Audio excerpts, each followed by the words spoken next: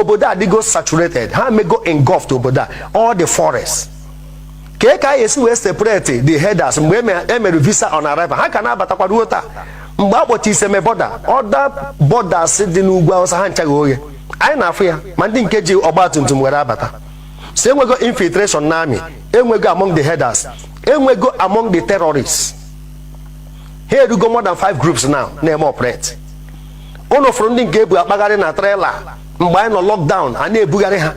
Kịta ndị ISIS ni ya, ndị ISWAP ni ya, ndị Boko Haram ni ya, ndị Al-Qaeda ni ya, ndị onwekwa ndị nke ọfụ Aerofy na-ekwukwa batara ọfụ na-enye nsogbu na Kaduna. Ife a na-agba n'ụlọ ụka, ụnụ amara na onwe ya na ya so. A na-ekwu okwu jihad, ife dị na Mazi Nnamdi Kanu kwu ha ncha bịgo na mmezu. Enwebere onye enwudero na onye Fulani gburu mmadụ, mana ụnụ fụrụ nwanne anyị nwoke na-eme comedy brother Mike ka eji ejide maka na ọ na-ekwu against presidency. Ị na-achọ ịgwa m na Peter Obi banye ife niile akwụsị? Ndị ofe mmanụ na ndị Igbo ekwute ha ọnụ ha kịta. Ka m gwa gị eziokwu, ha bụrụkwa vice ịma metụ ndị be ha aka. Atiku banye abanye oyi enye nsogbu maka o nwere onye ugwu ihe prosecute for another 8 years. Ife niile ha mere ada mmiri. Na-ene na anya kwa nkwesị oburu vice Peter Obi o nwere ife ahụ emenwu ndị ugwu maka o so na onye nwere ọnụ ebe ahụ. Ebidokwa pịawa oche na House of Assembly. Mr. Peter Obi ama control nwe ife a. Ife nji wee metụ ife aka ụmụnne mba anyị na-eche anya ụnụ afụ na ọdabaro bụ na ọdabaro. We are not compatible. Enechago m anya zila anyị amaka, ịdị n'otu anyị amaka, otu ndị ọzọ si kwado ndị Igbo n'ọtọ na anyị amaka. Mana unu chetakwa nwanne anyị nwoke Zik mba ka ọ gbara, ọ bụrụ Zik of ndị Igbo, o wee bụ Zik of Africa. Anyị mechaa gbara aka na so nwanne anyị nwoke Peter Obi mma achọ o nweta ihe onyonyo anya jụọ onwe ya ajụjụ. Ọ karọkwa ndị egburegbu o efe efuru ọ na-akpagharị ọ makakwa, mana ọ karọkwa ndị egburegbu maka mgbe ọ na ị na-eme ife ịbụrụ chairman onye ọ na-enetu gị ebuchi ya ndụ ga-ama atọkwa atọ. Ọ kakwa mma na ndị kpọrọ gị asị among their kinsmen gosi n'iru ha, mana etu were anaghị ebuchi ya everybody fụ gị n'anya ma na ndụ ga ya atọ atọ. A ga-eji egwu na omume ga-efe ịtụwara anyị ya. Ma ọ bụ dagodo Chineke kere ụwa enwe ndị kpọrọ ya asị, enwe ndị iwe Chukwu na-ewe. Nye ji na ife a na-aṅụrị na nkwado a na-enye ya ndị ugwu nwekwa ka ha dị. Unu cheta gị yiro nsị ọkwụnụ cheta ka esi wee lata ya wee mee ya ife mere ya. Onye kpọrọ gị asị ife ọsọ gị mee. Ife ụfọdụ ndị ugwu dị achọrị ka ama onye Igbo ya bata maka na afụ na onye dị exceptional afụgo knowledge ya. Ha chọọ ka onye ruo na ha adịghị overwhelm ma security mee ka enwere economic crunch, enwere political upheavals, ife niile aghatọọna ka ama ma ya eji brain na onye Igbo na amamife ha wee pụtagodo n'ọnọdụ a ha wee gwekwazi gị na ọha nwe obodo ha ekwuo ya. A nọrọ ugwu asa agwaghị na ọha nwe mmanụ dị na South, agwaghị nọ ndị nwe nọmba nwe obodo, agwaghị nọ ndị nka na landmass. Kedu ife anụ bụ ha n'ọnụ and nobody challenge them. Ndị a niile na-egbu mmadụ onye ka enwude ma ndị egbu na Benue, St. Teresa's Madala 2000 and gịnị. Just tell me mmadụ agwụna ife farmers niile egbu betere organiji wee dị o nwere onye na-ekwu okwu. Oge Senator Rochas Okorocha kwuru sị nọ ndị North bụ nsogbu enwere n'obodo a, ọ dị m ka echiri ya warning dọọ ya aka na ntị. Mana ebe ọ na-ewute m bụ na o nwebere onye ugwu bụ gọvanọ pụtara ụnụ si tụnyere Peter Obi, anụbere m. Mana ụnụ fụrụ ka ndị nke esekwu ifesa ọha nọ. Ndị ofe mmanụ na-azọ ndị be ha, ndị ugwu na-azọ ndị be ha, onye ọbụla na nke ya.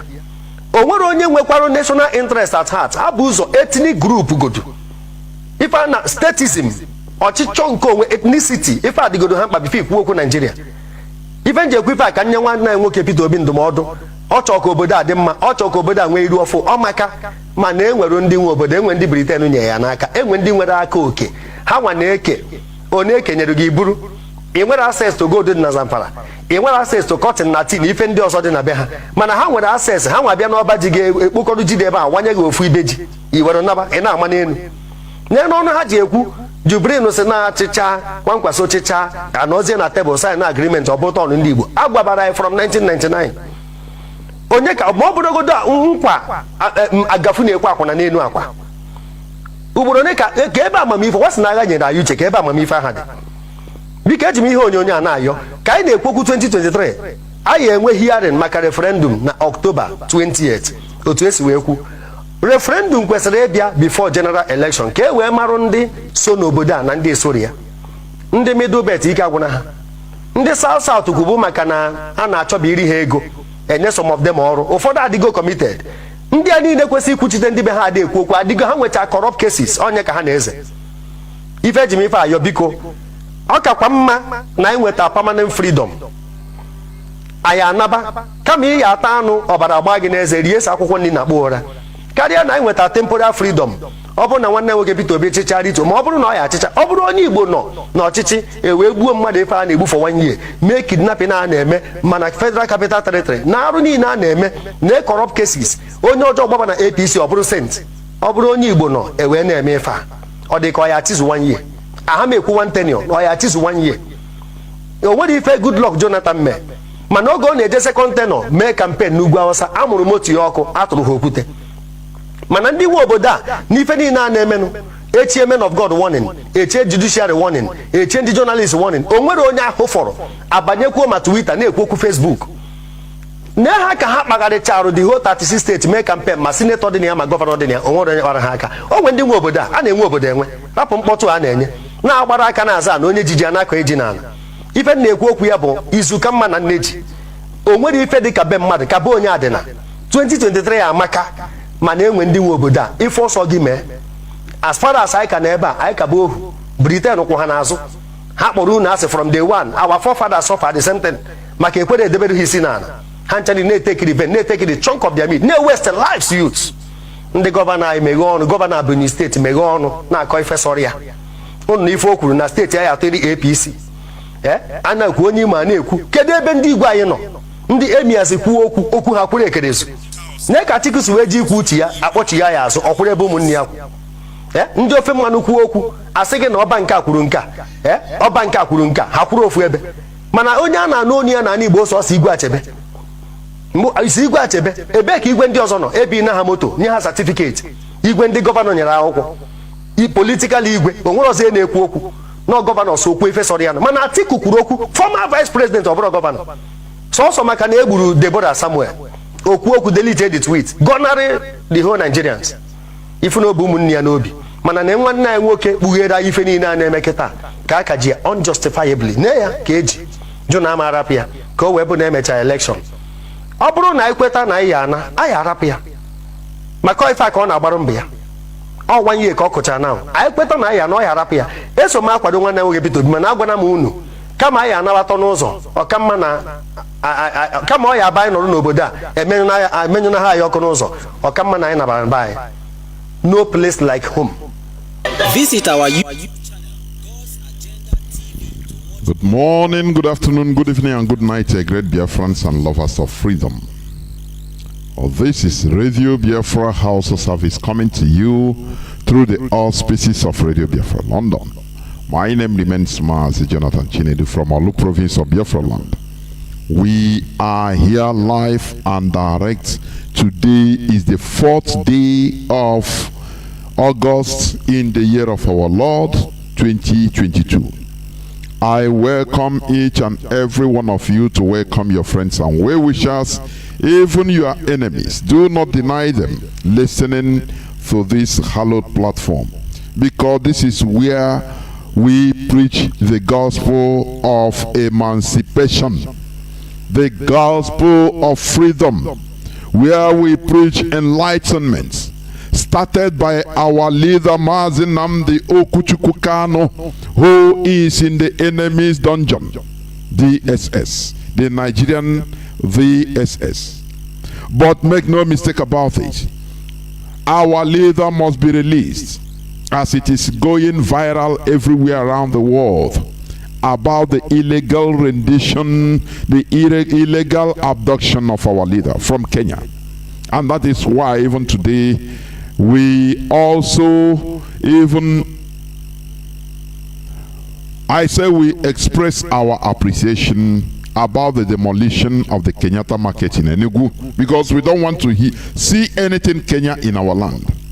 It must be like that, it must continue. Therefore, once again, draw nearer to your listening devices so that you listen to what you can never hear in the mainstream media. Because the mainstream media, what they do, they work with the government. They only tell you what they want you to hear, and the way they want you to hear it.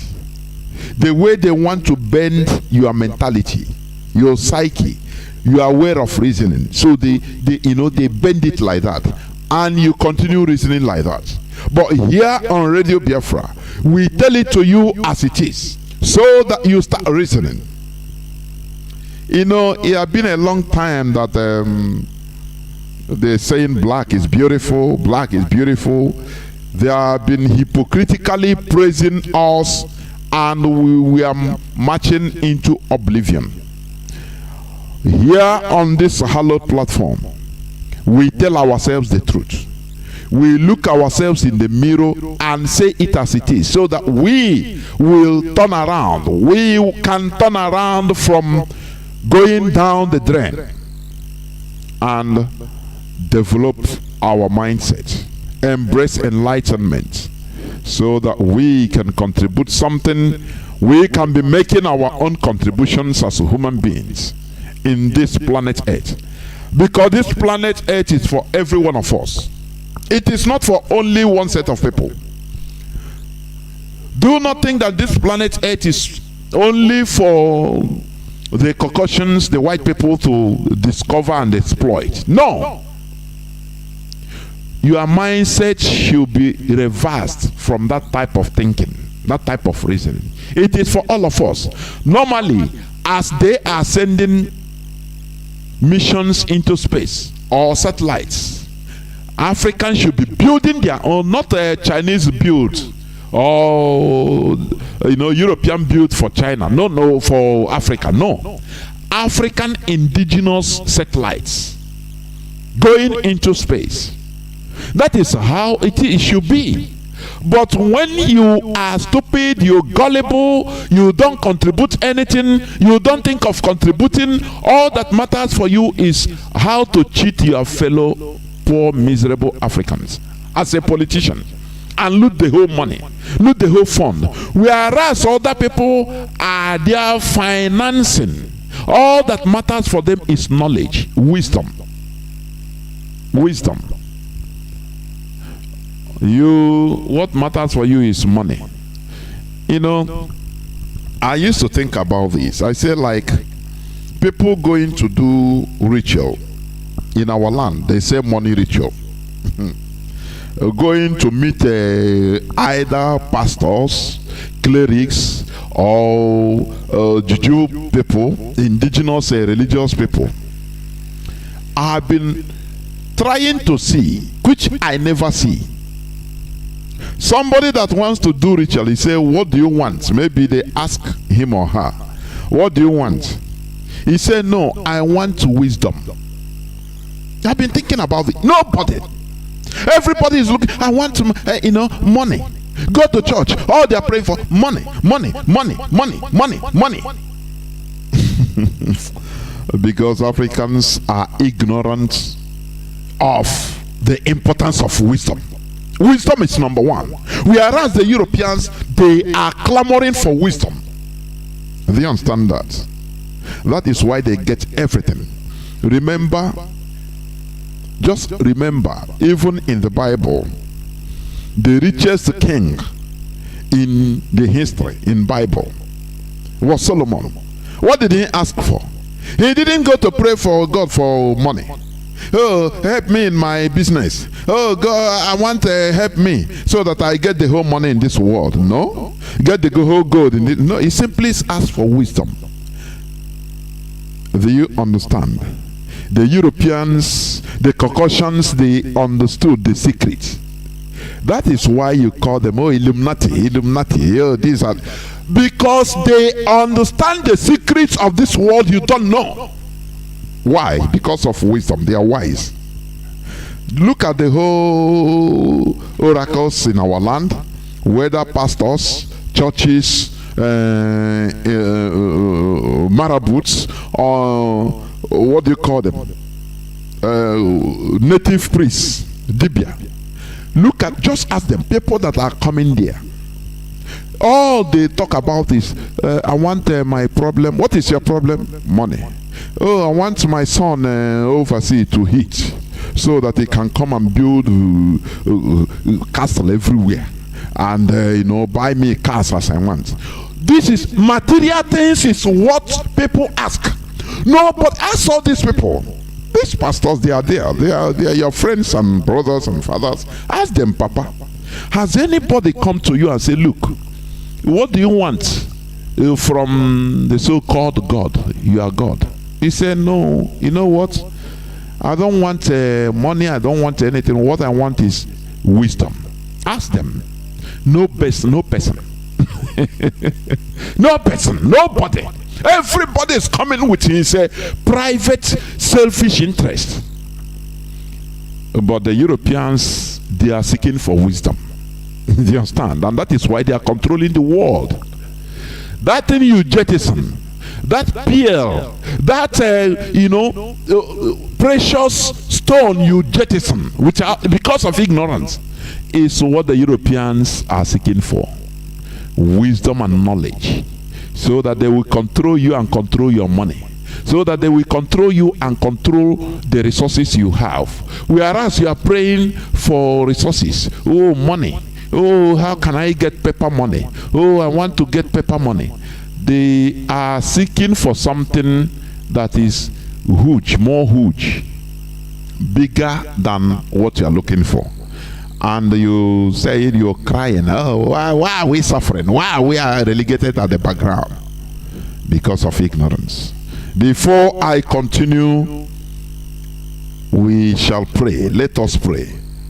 And our leader will lead us in a pre-recorded prayer as usual. Let us pray.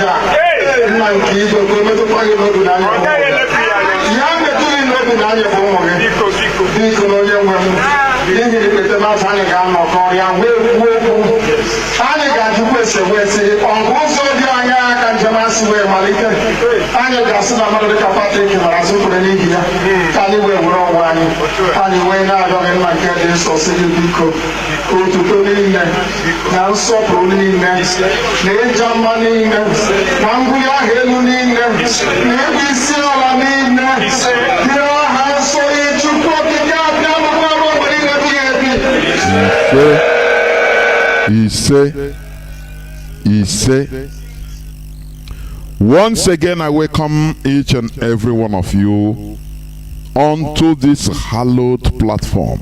It's a sacred platform. A platform that pursues evil spirits because they cannot withstand it. We preach here, what we preach here is facts and figures, so that people's eyes will be opened. Do you understand? That is what we do here. Therefore, before I continue on my yesterday's submission, because I said I will continue it, the absurdity and the futility futility of thinking of fixing Nigeria. That is what I'm going to continue today. B-side.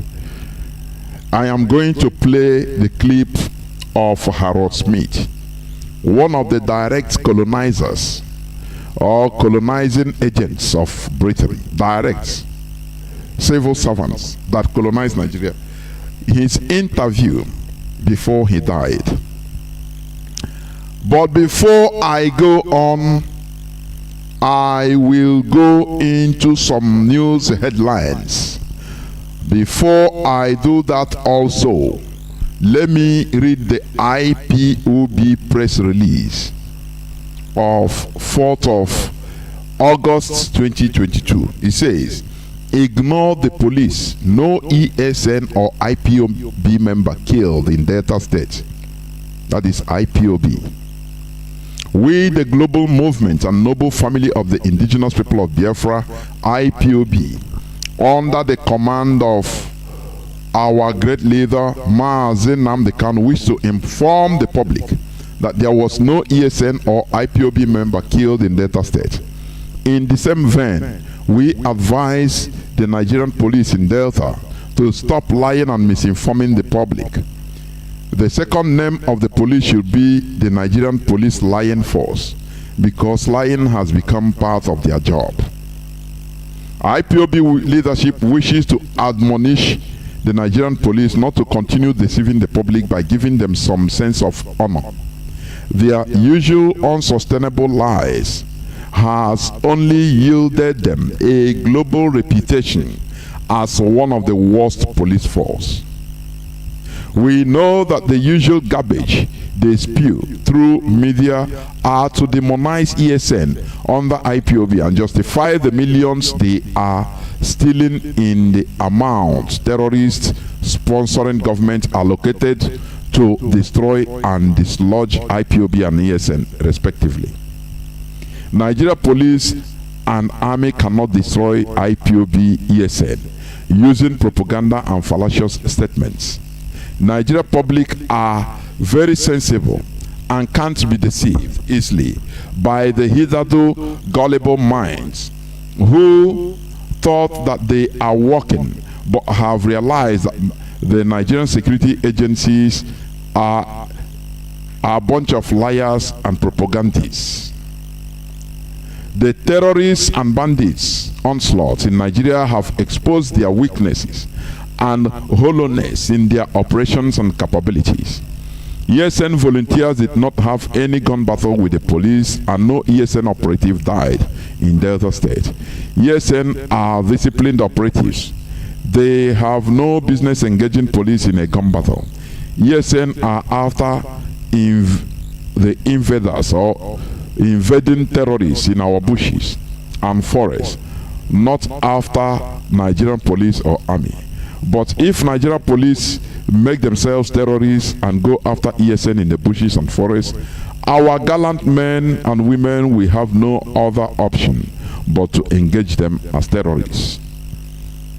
IPOB and ESN remain formidable until Biafra freedom is totally achieved. And we remain resolute and never distracted by the Nigerian government's blackmail. Every criminal in Biafra land are linked to be members of IPOB by the police, army, VSS, and security agencies in Nigeria, including Ebubago security militia. Their plans are to demonize and blackmail IPOB and ESN, but they continue to fail because we are doing what is just, lawful, and self-preserving, and the Chukwokike is with us. IPOB has no problem with anyone in Delta State and will not have problem. But Nigeria police, as in their character, are creating confusion to blame it on IPOB and ESN operatives. Biafra we are fighting and dying for is fully coming, and we won't have problems with Biafrans. We are fighting for Biafrans. We are fighting for, unless those who have become a problem to us or for us. United Nations and her working group recently has shown everyone that Biafra agitation is lawful and peaceful and very much realistic. All we are waiting for is for the nation, for our nation to metamorphose into reality. How wonderful and glorious will that day be when the sun shall rise and never set again. The world shall stand still and the entire earth will feel and witness the birth of a chosen nation.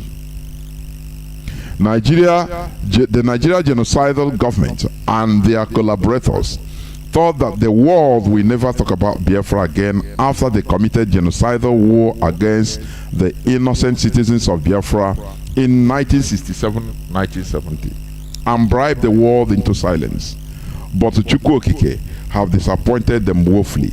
Mazi, Nnamdi, Kanu and IPOB have proven that consistency pays. Our people must stop listening to the Nigerian government media propaganda and the pessimists who tell them that Biafra is dead and buried. Have faith and wait for the coming of Biafra. As the leader and prophet Mazi Nnamdi Kanu has always said, Biafra is the last miracle on earth. No man born of a woman can stop it. Comrade Emma Powerful, Media and Publicity Secretary for the Indigenous People of Biafra, IPOB. You know, the Nigerian government, they are good in doing all these things. They have been playing everything. They have bribed the whole world. No way. Now they enter into subterfuge. You know, when they commit, they send their people. They shoot people, kill people, commit crime. Now after they will label it, they will put it on IPOB. Have you forgotten one time, is it in Aba or in where a part of Imo State or Abia State, where police engage in some criminals that were burning houses and shot and killed one of them. Others ran away. Only for the police, Nigerian police, to go and find out they saw the ID card is a DSS officer lying down. They kill him. You know, have you forgotten? We remind you because you are 15 minutes people. 15 minutes. You forget so quick. So why should this be a problem for us? The Nigerian government, they have bribed everybody, thinking, you know, they push everything, thinking that, you know, now that they need the gas from Nigeria. It's a very big pity. A country like Germany, they are using their Deutsche Welle in order to now start writing rubbish against Biafra, only because they want gas from Nigeria to please the caliphate, so that they will give them gas. Do you see how they roll? We are immune to their system. You understand? We have been immunized against their system. There is nothing they can bring now that will be new to us. They have played all their cards.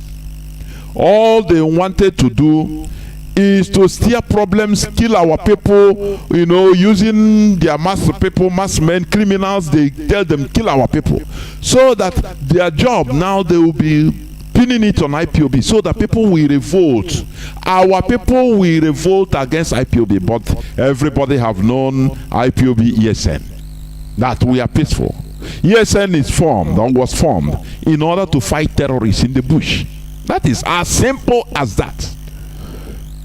So our people know that ESN is not a Biafran army. If you make yourself a bushmeat, they will treat you as bushmeat.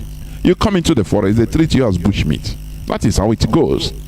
In all these manipulations, do you know, let me read some news headlines. I will start by this. Lai Mohammed asks Google to shut down IPOB linked YouTube channels. Do you see it? August 4, 2022. Lai Mohammed. I will read the news a bit, because their biggest problem, their biggest headache is IPOB. Let me read it a bit before I continue in what I want to say. Information Minister Lai Mohammed has requested that Google shut down YouTube channel linked to proscribed separatist group IPOB, where the Fulani terrorists are sacking communities, destroying a whole village, killing people everywhere. That is not their problem.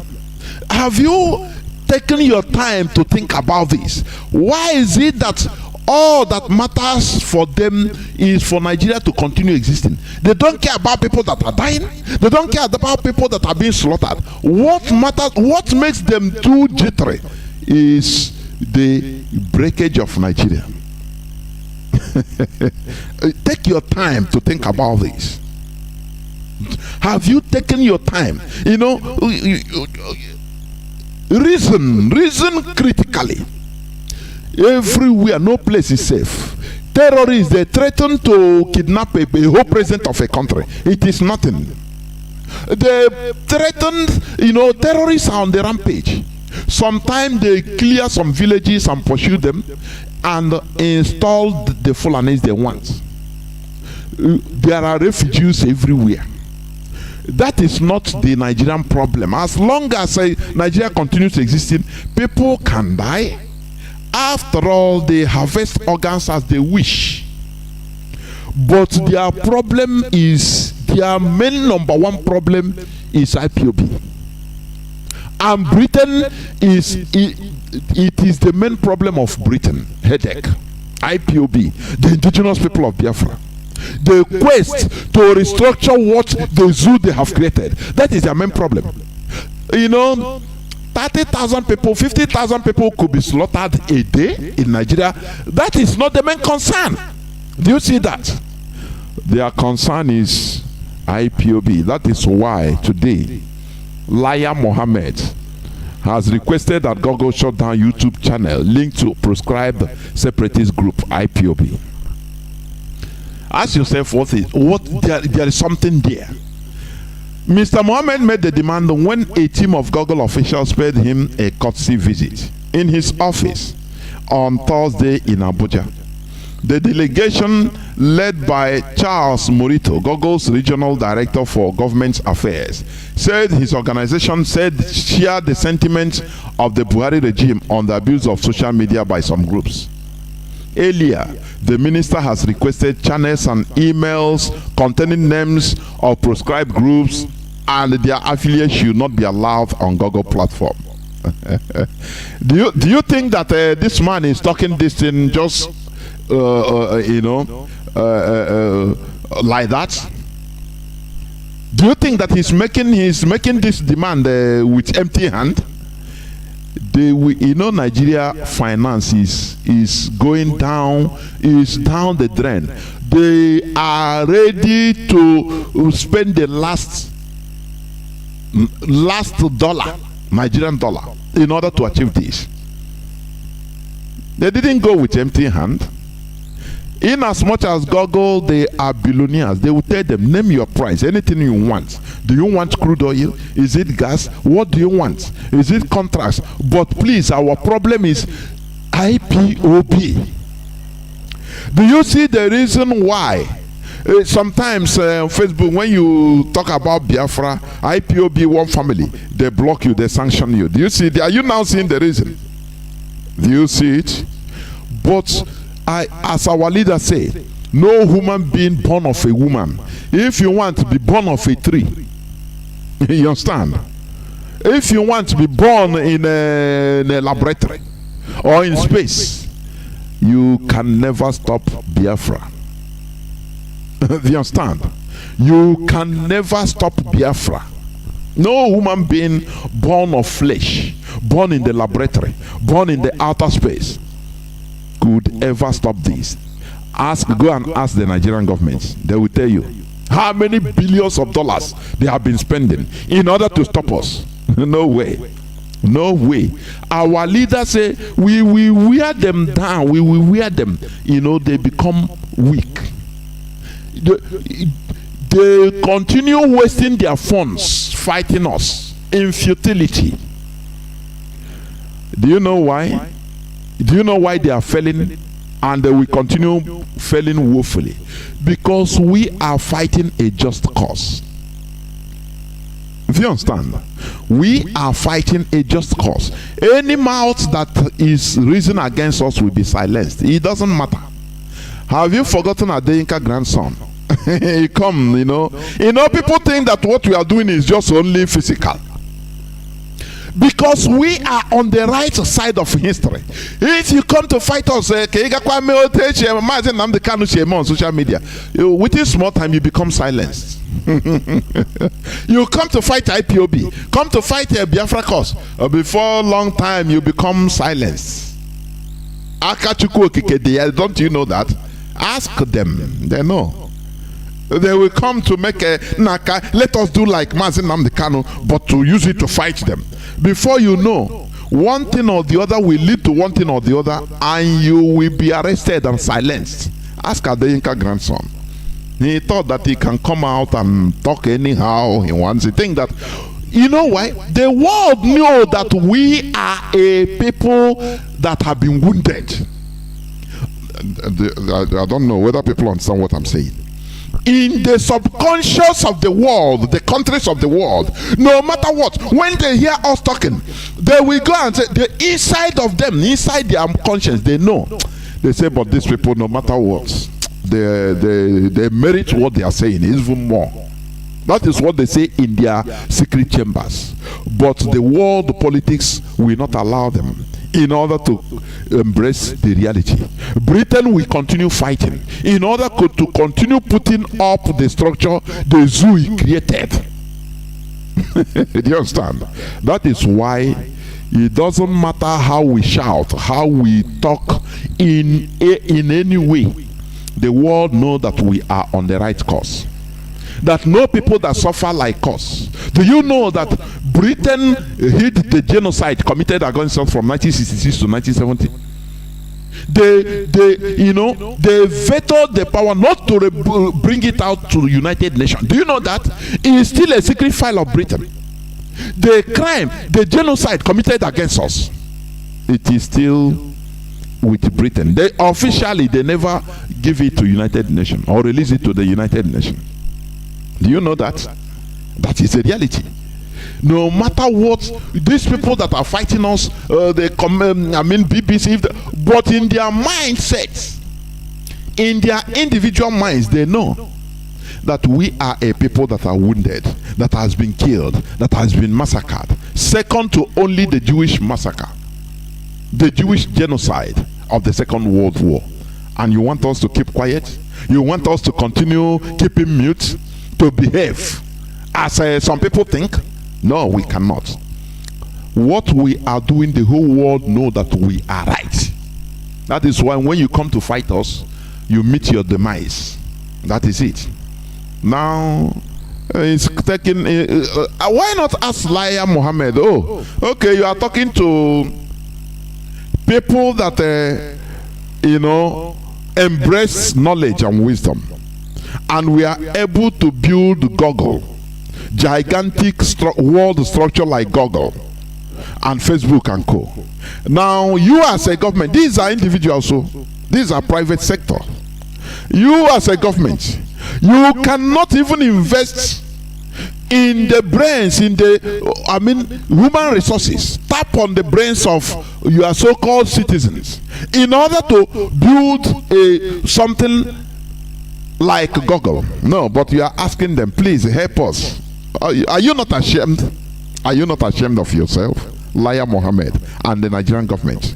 Whereas you whole hostage the people, the zombies in Nigeria with religion, with ethnicity, with everything you can.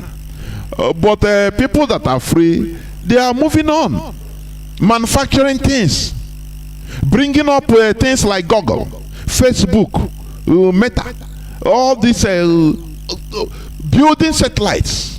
But all that matters to you is bringing terrorists to occupy, to take over people's land, as they are taking people HAUSA's lands in Zamfara, in Sokoto, in every part of the north. HAUSAs and other indigenous people, they are suffering it, but we continue encouraging the HAUSAs to continue rising up. As long as you are a non-Fulani, join the HAUSAs in fighting against these marauders. The Fulani, they don't mean any good to you. Please, you should understand this. The emancipation of Biafra, we see the reorganization of what Britain created, that nonsense they created. I will go into that, but later on, please. So, channels such as Biafra Digest, the Biafra Digest TV, which is also, the Biafra Digest, which is also showing live my broadcast, putting it on air live right now as I'm telling you. These are the channels that Lai Mohammed targeted, so that they will bring them down, because we are preaching the gospel of emancipation, so that people will come out and remove themselves from being zombies. What the Europeans suffered during the medieval period, prior to their emancipation,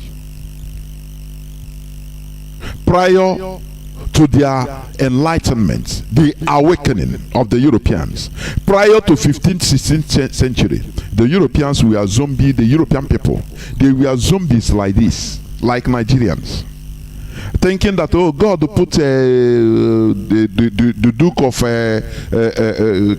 Archduke of Canterbury there, the Duke of Austro-Hungarian Empire. They say God, it's God that put them there. So anything they say, even if they shit on people, even if they cut off people's neck, it's God's way. God is doing it through their hand.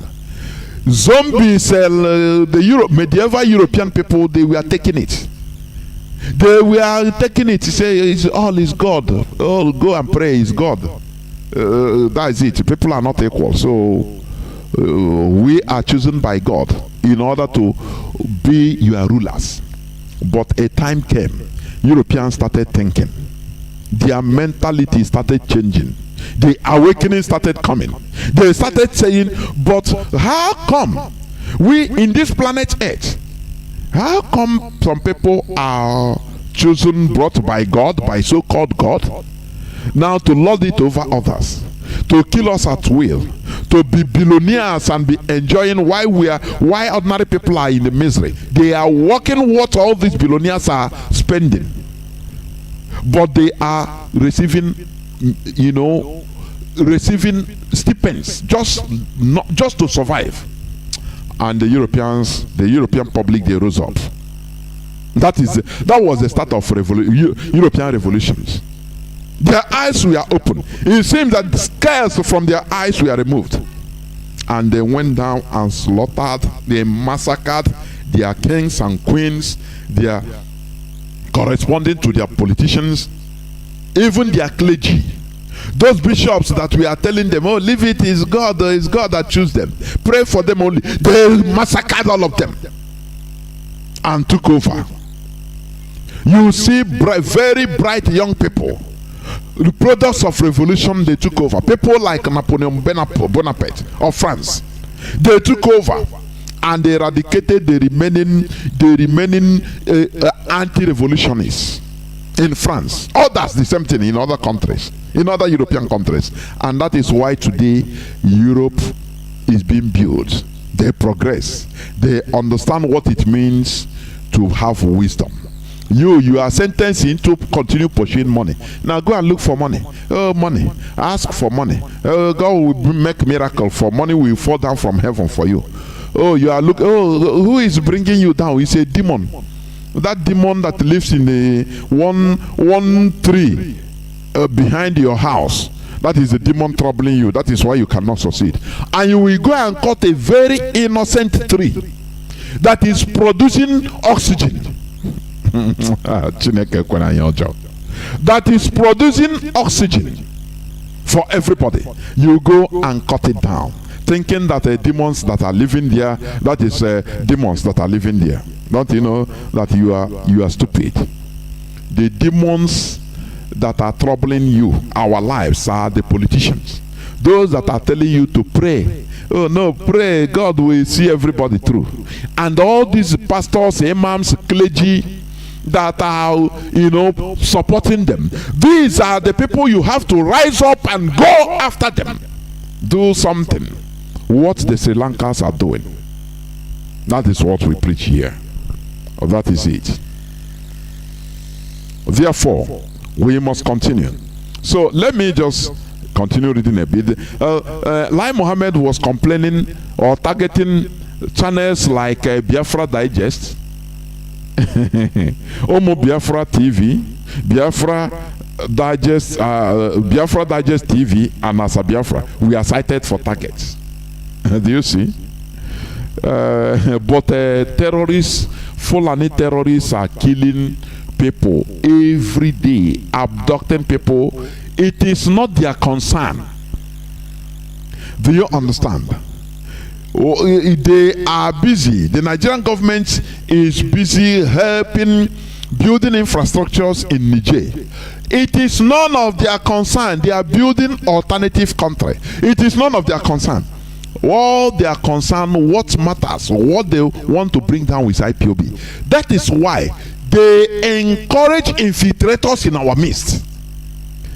Have you seen? Just watch all these infiltrators, all these demons that we are in our midst. Most of them expelled. Go to their broadcasting platforms. You see people commenting, praising them. These are government agents. Oh, right on. You are, yes, you will give us Biafra. These are Nigerian agents using different names. It is intelligent to work. When you scroll the comment, you say, oh, right on. They encourage because they want to make sure that IPOB is pulled down, because that is what gives them headache. That is what gives them sleepless nights. Do you understand? So they want to polarize so that there will be confusion. If IPOB gives order, other people will come and say we are under IPOB, under Mazi Nnamdi Kanu. No, this order, no. They give counter order. This is how the enemies, our enemies, we know all these things. But woe betide thee for being used. Woe unto thee. Christ say, it is written that the Son of Man shall be betrayed. But he gave, there is a woe to that person that agreed to be used. Because you are not innocent. You should never be considered innocent. It doesn't matter. You say it's a spiritual, it's from God. God made it like that. Yes, but you that made yourself available for you to be used against the children of Chukwokike, woe betide thee. Do you understand? When Hitler was massacring the Jews, he put it as he saw it as divine, to kill the Jews. But what happened to Hitler? The Jews he was massacred. He thought he would kill all of them. Are they not one of the most powerful countries in this world? That is how life is. But when he was doing it, he was happy. After I think somebody called him,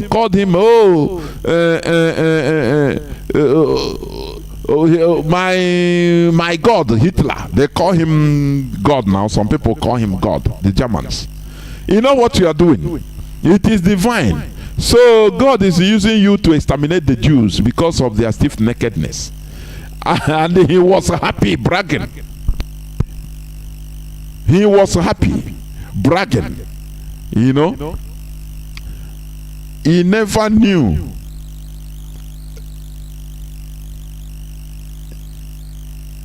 He never knew. I don't know. Sorry. I off my telephone without knowing. I don't know whether my voice was coming out before. It's now I remembered that I didn't on my telephone. My goodness me. And I've said many things. As I was saying, Hitler, when he started this mission of targeting the Jews, the European Jews, somebody told him that, Olga, what you are doing is divine. You are doing the work of God. You are punishing the Jews for their bad behavior. And he was happy. He said because it's God using him. In his brain. Do you understand? But today, where is Hitler and where are the Jews? Those Jews he killed, thinking that he will exterminate them. Are they not one of the most powerful countries in this world? Israel today. That is why do not make yourself available. Even if in the 12, in every 12 there must be a Judas. But woe betide that Judas. There is a woe, a curse for somebody to make himself available, to be used. Do you understand? Look at Okpa Biasika today. Where is his children today? Ask yourself. Even if, okay, say my voice was being heard. Thank you, Mazi. Even if as Nigeria won, defeated Biafra, but never conquered us. Nigeria defeated Biafra. Today, where is Okpa Biasika? Where is Okpa Biasika family? I'm asking you. Where is Okpa Biasika? For you to understand that betrayal doesn't pay. Betrayal never pays. If you make yourself a willing tool because of your selfish aggrandizement, in order to betray your own people, you will end up being fool. You will end up being the victim. You will bear the brunt because there is a woe. There is a woe, a curse on it. That is the reality. We must continue. As I said, we must continue. Let me also read this news headline. Bandits block Enugu Port Harcourt highway, burn army van, abduct scores of passengers. This thing happened. I talked about it yesterday. It was a news carried on the 2nd of August. Scores of passengers were reportedly abducted weekend by kidnappers suspected to be headsmen who blocked the Enugu Port Harcourt highway between Leiru Junction and Ihube axis. That is the place they are. It was gathered that the gunmen, numbering about 30, abducted the entire occupants of 3 buses. The bandits, said to be heavily armed, were said to have attacked a team of soldiers drafted to the scene following a distress call. Are you seeing it? A youth leader in Umunuchi who spoke with Vanguard yesterday said the situation has heightened anxiety in the area, in our land.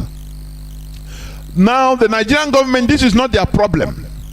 Their problem is IPOB. Don't you know? That is why if I see you as a Biafran, you don't support what we are doing, you are an idiot. Just imagine a country, a government that is tormenting you. Now they are condemning, they are against IPOB. You should know that there is something that IPOB is doing that is harming them. And that is what you should join. Because the government of Nigeria is supporting directly the terrorists. Do you know that? But ignorance, lack of reasoning will not allow you to think that way. You know, the enemy of your enemy should be your friend. You know that? The Nigerian government that is not protecting you. Governor of Katsina State yesterday said Nigerians should protect themselves, that Nigerian police and army cannot protect Nigerians any longer. You should protect yourself and on self-defense like Americans. He said it pump and plain. And now a government that cannot protect you, they are fighting a people, calling them names, trying everything to demonize them. Only that people. Whereas terrorists are every day. They don't talk against all these terrorists, so they don't fight against them. Do you understand? After all, a Nigerian military man openly confessed that Boko Haram and all those other terrorists, they are known as government boys by them, because they receive secret order not to harm any of them. capture them with your hand. Don't shoot at them, capture them. Try. And he said that for one Boko Haram to be captured, that at least from 5 to 8 Nigerian soldiers will die. Now this government that is treating you like this is now having a very big enemy called IPOB. Why that Nigeria government is your enemy? Therefore, the enemy of your enemy should be your friend. It doesn't matter the ethnicity you have. You will have to think. That is reasoning. We make you to reason. Think critically. The enemy of your enemy should be your friend. Do you understand? All that matters for Nigeria is to bring IPOB down, because we are the people truly facing them, exposing their colonization agenda. Do you understand? So they want to clear us from the way, now make everybody continue being stupid, and they will just go through their agenda. But they see us as a stumbling block. They see Mazi Nnamdi Kanu as a stumbling block. They see IPOB as a stumbling block. That is why they are demonizing, telling the international community, oh, proscribe IPOB, oh, do this, do that, oh, do, because we are the real people. Whether you like it or not, believe it or not, that is the reality. They will praise others, say, can't you fight freedom for freedom? One time I think they say, why can't you fight freedom fighting like others? They gave example of others. Those that are building hostels. Why can't you fight freedom fighting, do freedom fighting like Masop? They were telling us IPOB. Do you remember? I think is their presidency spokesperson. So they want to, they are now directing us, do like others, so that because we are harming them. We are harming their interests. We are blocking the complete colonization of everybody. That is the reality. Bandits block Enugu Port Harcourt Highway, burn van in Okigwe sector. This is the gift of Ojo Zokalo. I don't know why even the prelate, the bishop that was kidnapped, he never called Ojo Zokalo to congratulate him for bringing that gift of the first Ruga in Biafra land. He boasted about it. That after all, he brought the Fulani to Logba. People should be calling Ojo Zokalo to congratulate him for giving us this very nice gift. Today, the Nigerian military, they are protecting following cows. The video is there. The photo is there. Nigerian military protecting cows, following them with guns, instead of following human beings that are being massacred. No, Nigerians, can't you think? No, I don't know. Can't you think that cows are better? The lives of cows are better than your lives. That is for the Fulani. Your lives is nothing. Cows are better. It's better to live with cows than to live with you. Can't you think? That is why they go to Zamfara communities, villages, they wipe away everybody, and they bring cows and other things to live there. Sokoto, the same thing. Plateau, the same thing. Why? I don't know what will happen to Nigerians to rise up. I don't know. But we must continue in what we are doing. Whether you love us or hate us, we must continue. Like Muhammad, your ass is ground. Your ass is grass. You understand? Because we are fighting a just cause. There is nothing you can do to stop us. That is the reality. Okay, another news say why over 7 million online voters or voter applicants will not vote next year. INEC. Who are over 1 million, over 7 million, sorry. Over 7 million online voter applicants will not vote next year. Who are the online voters? They are mostly Biafrans. Fulani, do they know how to even log online? They are still in 7th century, locked up in 7th century, the way they want us to be locked up in 7th century. So who are that is their political manipulations. Do you understand? In order to keep you aground, and we say no. We say no, it can never happen. Do you understand me? I think, and the last news I will read, news headline: Ekweremadu to remain in custody till 31st October, and rightly so, because he merits that. You know, there is something I see with Nigerians. I'm saying this, and I used to say it. Nigerians support evil.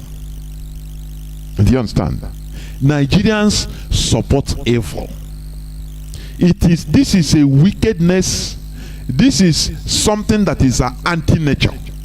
That is why everything that is happening in Nigeria, it cannot happen. It doesn't happen other places. No electricity in this 21st century. Where in this world do you see no electricity? Where? Just tell me. Because Nigerians support evil. This is a Ekweremadu case. A person like that, you know, the people don't understand. They caught Ekweremadu at the airport with a cash of, I think, either $20,000 or over $20,000. Do you know that it is money laundering? People don't. Do you know that the basic traveling allowance (BTA), the highest you are allowed to carry as of now everywhere in the world cash is $10,000. Every other one you have to declare it, and they will ask you how you got the money. But Ekweremadu traveled, I think, from Turkey and came to United Kingdom with cash without declaring it. That is number one. Now the boy, you know what people are now arguing? Oh, the boy say he was 15 years, and now he is not 15, he's 21. And so what? Can you just, we all understand how Nigeria is, how Nigerian politicians are. Just imagine yourself in the boy's shoe. They come and tell you that they will take you to London, to United Kingdom, prepare your papers, everything, but you have to go on medical tests. Once they test you, they see that you can donate your kidney. They'll tell you, okay, your kidney, the only situation for you to go to London, the only condition is for you have to promise to donate your kidney to Ekwuremadu's daughter. Imagine if it is you. Won't you agree? Even if you are 30 years, you will agree. You will agree now, because one, if you don't agree, you will be killed. Tomorrow, they will send DSS or military to shoot you like a chicken and tam you, or even they will pay some useless ebubago to kill you and tam you an armed robber or tam you ESN. That is the reality. Now, what you have to do, you have to pretend and say, okay, I'm going. You know what people are doing now to try to demonize the boy, the victim. Victim of the situation. They now, Nigerians, if I'm reading some things, I'm afraid. I say, so why are Nigerians behaving like this? They support evil. Let me ask you, Ekweremadu, with the money he's saluting, can't he go to India or obtain kidney officially, even if it costs $100,000? $100,000 is nothing to Ekweremadu. Why can't he do it? Why? Because that greed is there. They want a pure Igbo blood, pure Igbo kidney, because they he might go there and they give him the kidney of another race. So he want pure Igbo blood. He used his authority, his position, in order to influence the trafficking of this boy. People, he's been rejected. He was rejected. I mean, his bail was rejected today.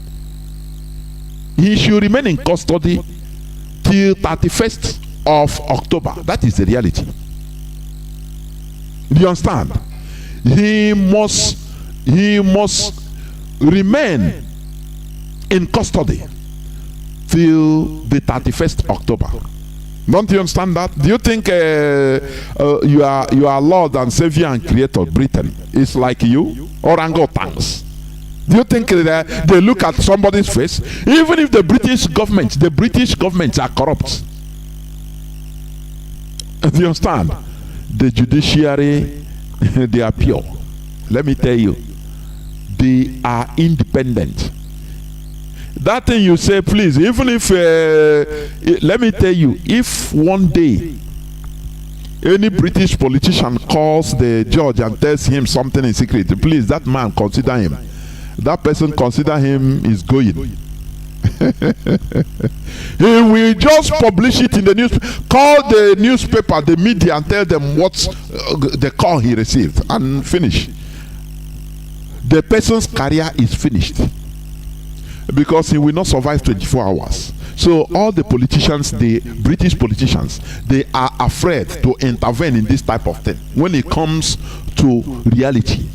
So Ekuremado, who is untouchable in Nigeria, who planned and also participated in the sponsorship of renditioning our leader, he is taking his own in the United Kingdom. He is in jail. Senate Speaker, former Senate Speaker. Do you understand? That is how the world is, and how I wish he will suffer there. His wife was granted bail, I think, on the 22nd of July, but he is refused because he is the main culprit. After all, his wife will deny him that I didn't know that my wife is so I'm not complicit. It's that is it. I didn't know, and he's right. He's the Kuremado. It's him, because he understood what he was doing. One, money laundering. They carry cash as they want. They think the whole world, is like Nigeria. Anything you want to go and do. Do you know I'm a senator of the Federal Republic of Nigeria? Who know you? Who know you? As long as once you move out from that enclave, that zoo, who know you? You become ordinary person. It's only in Nigeria can people that should be stoned to death. They praise them because Nigerians are very cheap. Very cheap. As cheap as anything. You can buy them with anything. That is why everybody is suffering. You understand? Let me go to the subject matter of today. Yesterday I talked about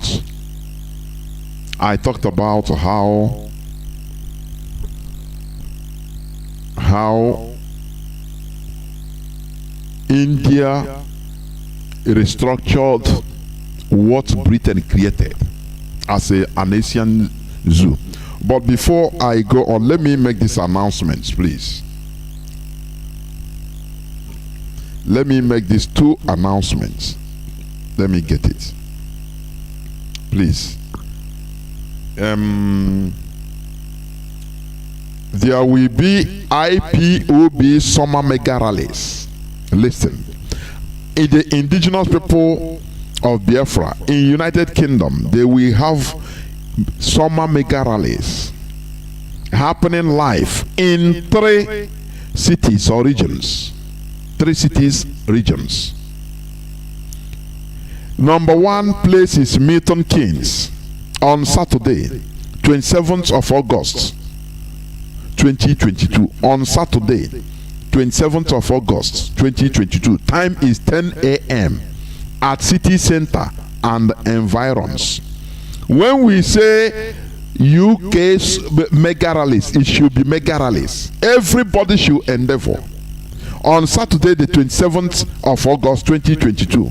Time 10 a.m. Milton Keynes Now the second place is Leicester.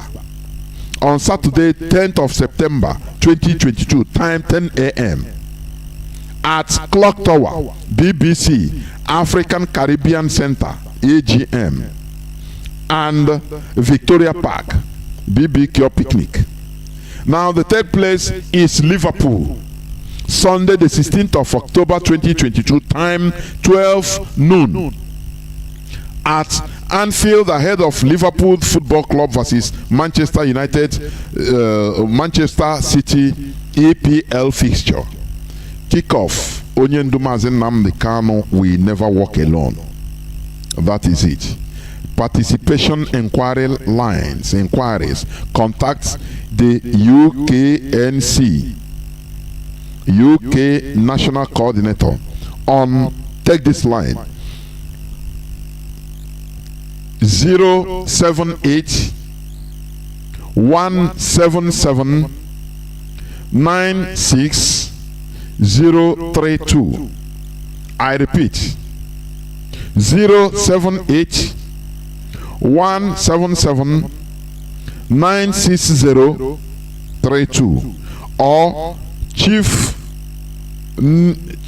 Nise Nook, and let me spell it. That is the Gmail, the email address. Chief CHIEFNIC,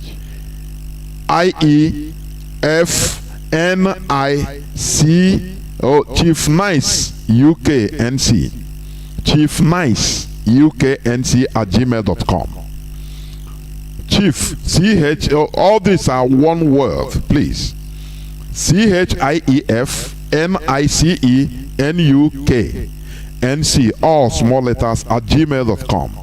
That is the first announcement. You can call and ask about make inquiries. Another one is Biafra Education Awareness Day / dissemination, BEAD 2022. You know, last time I streamed it live on Radio Biafra last year. Topic: humanitarian response to Biafra genocide. Date: Saturday, 28th August 2022. Saturday, 28th August 2022. Time 11 a.m. to 6 p.m. Several speakers will be available. Venue is Ian Gillard Lecture Theatre, Goldsmiths, University of London, New Cross, London, SE146NW. These are the two announcements, please. Now I will go into the subject of the day. The subject of the day. The business of the day. Before I continue, also, stop calling these people the House of Fulani. There is nothing like House of Fulani as a people. What we have are the Hausa and the Fulani as different people. Do you understand? The Hausa and the Fulani as different people. The history of the presence of the Fulani in Hausa land was made open, started during the time of Ottoman Danfodio, with the coming of Ottoman Danfodio. Ottoman Danfodio, remember, he was born in Hausa land, but his parents came from Futajelon. They were cattle headers. They came and they settled in maybe one forest in Hausa land, as they used to do. And the Hausas, they say, okay, these are Muslims like us, like some of us, so let's give them, no problem. And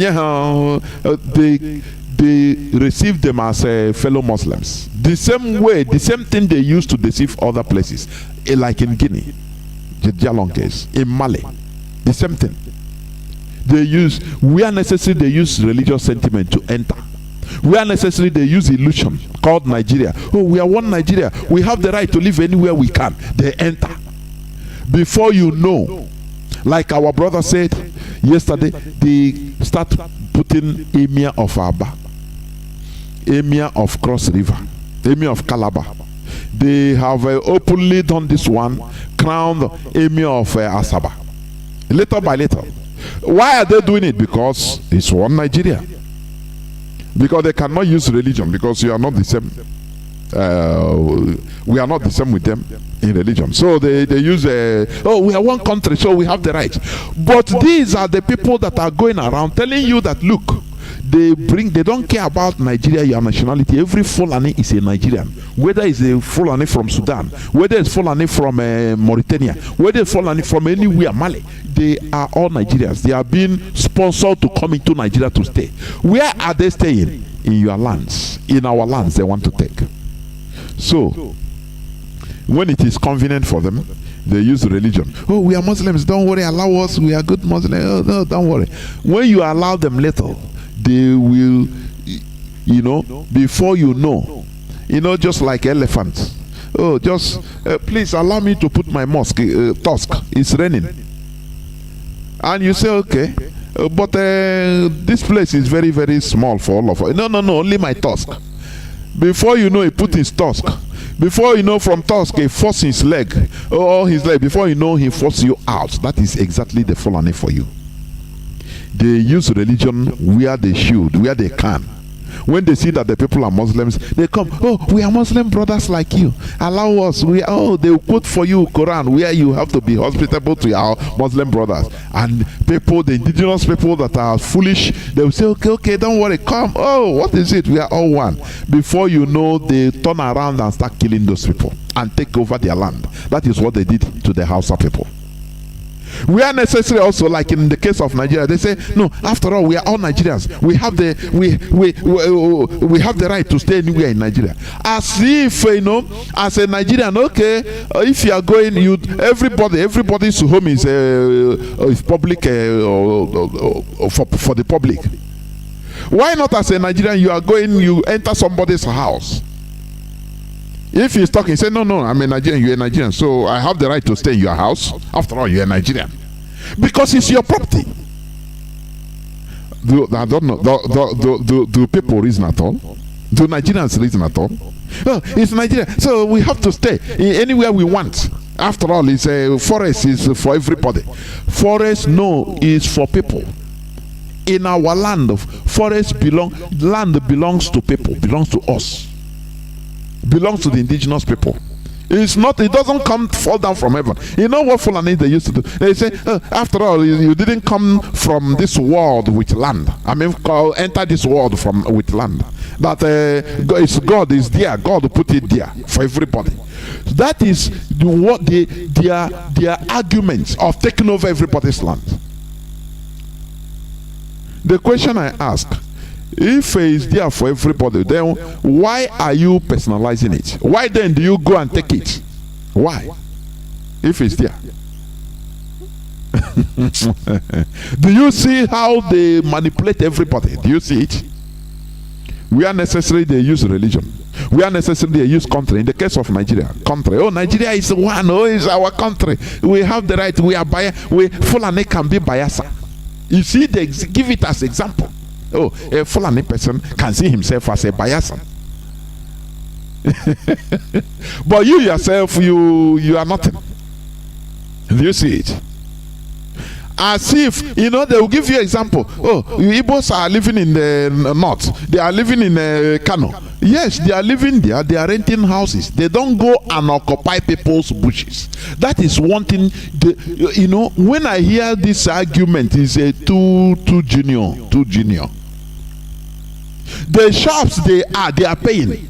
They either buy it or they are paying rent. Do you understand? How many places have Igbos been pursued from Lagos?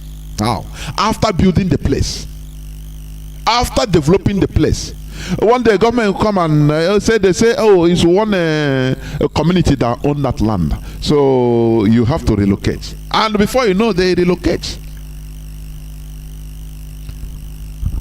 Let people be wise. Do you understand? Stop calling them House of Fulani. The Fulani, they are strangers. Recent strangers. In many African countries, West African countries even, they didn't recognize Fulani as indigenous people. When you read for example, you read their history, like Cameroon even. They don't recognize our Fulani as part of their ethnic group in Cameroon. They don't recognize Fulani because they know that Fulani, they are recent visitors. Do you understand? You cannot come and occupy somebody's land because of one thing or the other. Because they answer the same name. All they are Fulani, so they can come from anywhere and start speaking the same language. Is it not cheating? It is high time indigenous population should be wise. Hausa people, Nupe people, Gwari, open your eyes. Stop following foolishly. You are politicians. They are deceiving you. They are handing you over directly to the Fulani Caliphate, because that is the way they get money. That is the way they get to their political position. Selling you. That is the reality. But when you open eyes, you can understand.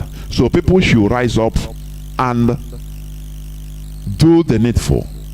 Look at the Nigerian government, the Caliphate, donating vehicles of $1.something billion to Niger Republic. And you are telling me, is it normal? Nigerians cannot reason? Are they so dumb?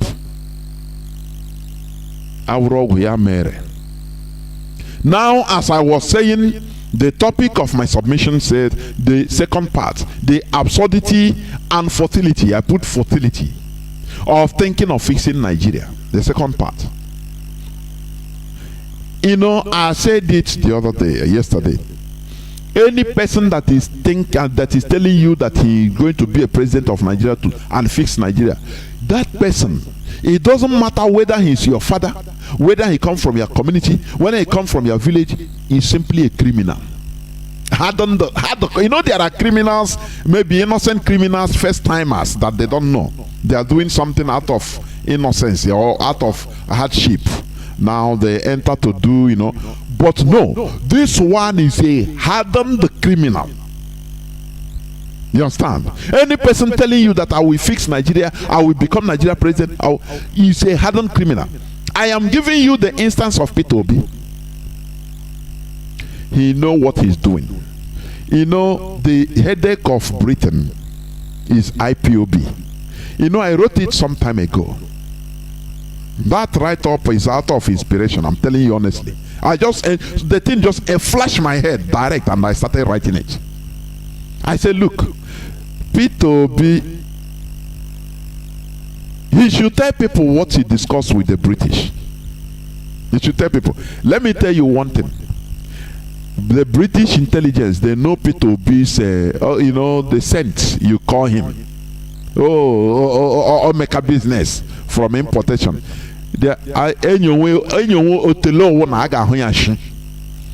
Britain, they understand his secret. They know his secret. So they can use it to manipulate him. Because they will tell him, if we reveal one thing, just reveal it to the press, you go to jail. I'm telling you. People don't understand. You know, sometimes, let me tell you, as an individual, as a private citizen, if you are doing some businesses, if you are doing your business and you're doing things that are committing crimes in your businesses, but covering it up as an individual, let me tell you, all these foreign agencies, foreign security agencies like CIA, like M16, they will be watching you. They will keep quiet. They will be watching you, organizing proofs, taking photos, everything, your photos, but they will keep quiet. They will not want to arrest you. Do you know the reason? They will know that, mostly from Nigeria, they will know that tomorrow you might enter into political office or make quests, start questing once you gather money, you know, because after building your business and you're a billionaire, there is nothing again than to power. That is the second thing. Now enter into power. Not every time you are calling Olga, can you do this thing for me? And he will charge you as a billionaire. Why not go and vie for office? It is that time now. The secret service, foreign secret services like the CIA, the M16 or M15, which one? The British Secret Service. They will come into power. They will come into being. Once you win first thing, they will invite you and tell you, oh, Mr. P2B, how are you? Do you know in 1974, do you know this is your photo, right? Do you know what we are doing here? We get your photo. Okay. In 1985, 86, 87, in the 80s, throughout the 80s, we followed you everywhere you are going. And look at, do you know what you are doing? They will show him everything. He will be dumbfounded. The time he thought that he was, smarter than everybody. Now, the British Secret Service will tell him, they will tell him, no, not that we are not going to reveal you. Okay, don't worry.